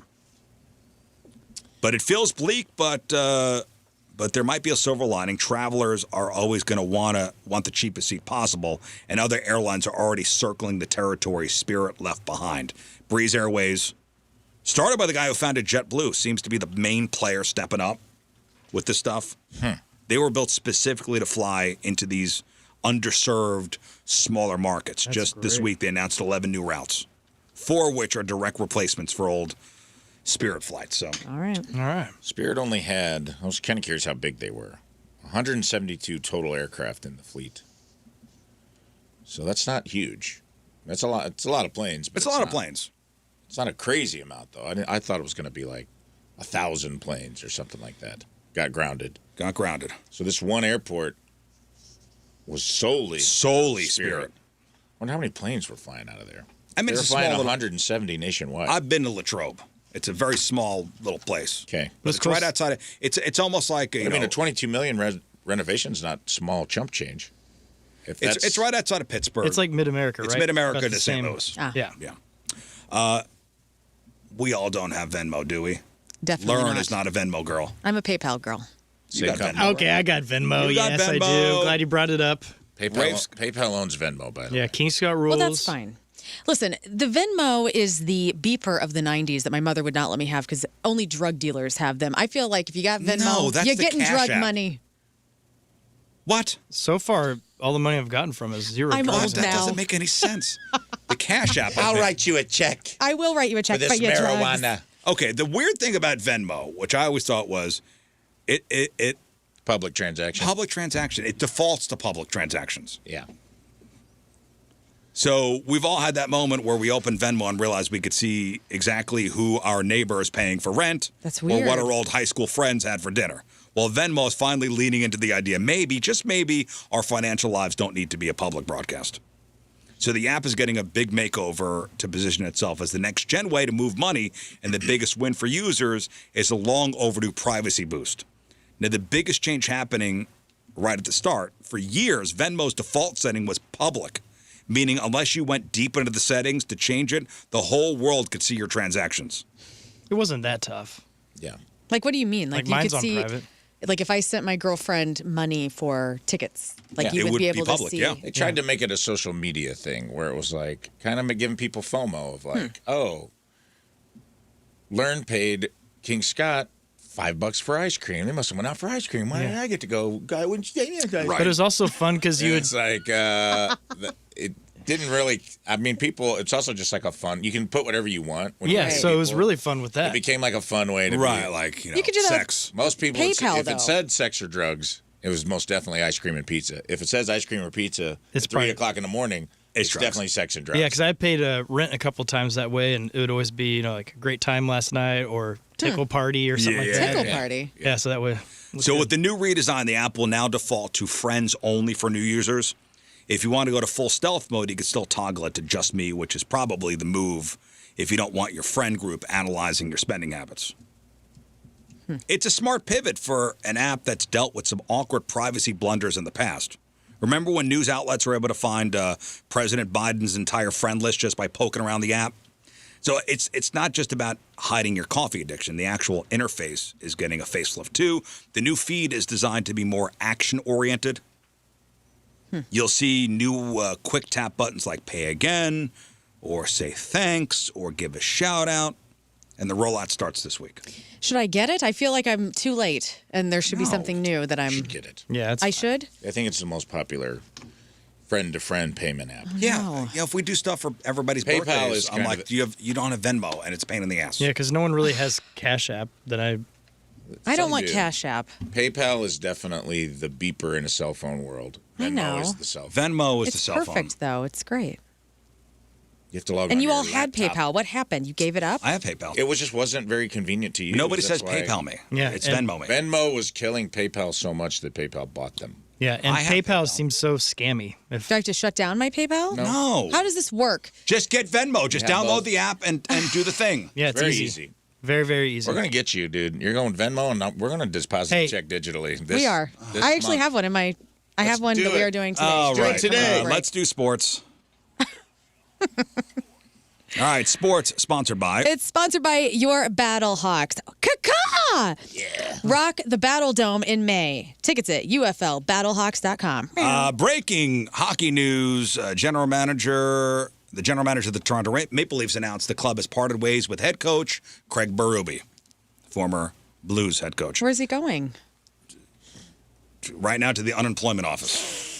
We start out west after a heartbreaking collapse against the Padres on Sunday. Your St. Louis Cardinals showed some serious short-term memory last night. They opened their series against the Athletics with a 6-4 victory at Sutter Health Park. The Cardinals offense came out aggressive, jumping to a 4-0 lead in the first inning. J.J. Weatherholt, Yep. the My rookie, guy. continues to be the spark plug. He walked and scored in the first, then launched a massive 2-run home run in the sixth to give the bullpen some breathing room. Andre Palante, he earned the win, pitching 5 solid innings and officially crossing his 500th career inning milestone. Riley O'Brien was the big story after blowing the lead Sunday. He stepped back onto the mound in the ninth, slammed the door for his 12th save. He is now the solo leader for the most saves in all of Major That's my League boy. Baseball. If you've been walking around past the stadium downtown Bush lately and wondering why it looks like a giant construction zone, there's a good reason. For only the third time since the new Busch Stadium opened, the team is replacing the entire grass field during the season. Crews are currently rolling out rolls of Tacoma Bermuda grass. That's right. Why Tacoma? Durable. Most grass struggles in the Midwest because our summers are brutally hot and our winters are freezing. Or is it Tahoma? Tahoma Bermuda grass. Tahoma Bermuda grass is specialized supergrass grown in North Carolina that is bred specifically to handle those extreme temperature swings. It's tough, it's green, and it should be ready for the Cards to host Kansas City later this week. Some good news out of Columbia regarding star running back Ahmad Hardy. After the terrifying news of him being shot in the leg over the weekend in Mississippi, he has officially been released from the hospital. He is returning to the Mizzou campus to begin his recovery. While he's out of the hospital, status for the 2026 season, which starts in about 3.5 months, is still a giant question mark. He broke the school record with over 1,600 rushing yards last year, so he's a massive part of the offense. But the team is emphasizing that his health and healing is the first thing. Just good news. He's had. Yeah, that is really great. good news. Thank you, God. And somber morning, somber news for the basketball world. Jason Collins, the NBA's first openly gay player, has passed away at the age of 47 after a battle with brain cancer. Oh, my God. He was fighting glioblastoma, which is an extremely aggressive and fast-growing type of brain tumor. He even traveled to Singapore for experimental treatments this winter, but the cancer returned too quickly. Jason Collins played 13 seasons in the NBA, but his biggest impact came in 2013 when he came out of the closet publicly. And Brandon Clark, in a shocking development, Memphis Grizzlies forward Brandon Clark has died at the age of 29. He was found dead in a home in Los Angeles while the investigation is ongoing. Early reports suggest a possible drug overdose. Wow. So dumb. Just quickly in the NHL and NBA playoffs, in the NHL, the Vegas Golden Knights took a 3-2 series lead over the Anaheim Ducks after an overtime thriller. The Buffalo Sabres tied their series with Montreal at 2-2, and in the NBA, the San Antonio Spurs took a 3-2 lead over the Timberwolves. All right, that's your sports. One final break. We'll come back. We'll wrap her up. All right, that's it for us. Thank you all for tuning in. Don't forget, Point Fest tickets, $35 lawn tickets all in. We want to see you on Saturday. If you missed anything on the program, make sure you check out the clip of the day brought to you by Michael's Flooring. Also, the podcast brought to you by Dobbs Tire and Auto Centers. Podcast is titled A Little Boot Dispute with Thatcher. Okay. Scott, what else? Well, I will see you guys at Point Fest Saturday. Also tonight, I was going to say the local sheet metal workers tent. Yes. From 3:30 to 5:30. Then also tonight, I'll be on Clowns to Rescue at 8 p.m. on the YouTubes. Okay. So get on the internet. Learn. Yes, get all of your tickets for all of the things. Point Fest, our night at the Rizzlies that's coming up. We always got something going on. 1057thepoint.com. Rafe Williams. No notes. All right, we'll leave you with a selection from our Teamers Remember the Day, brought to you by Hot Shot Sports Bar and Grill from St. Peter's. Mandy Brown is our Teamers Remember the Day. And Mandy wants to hear this song. Here it is. Have a great rest of your day. We'll see you tomorrow. Bye. Bye.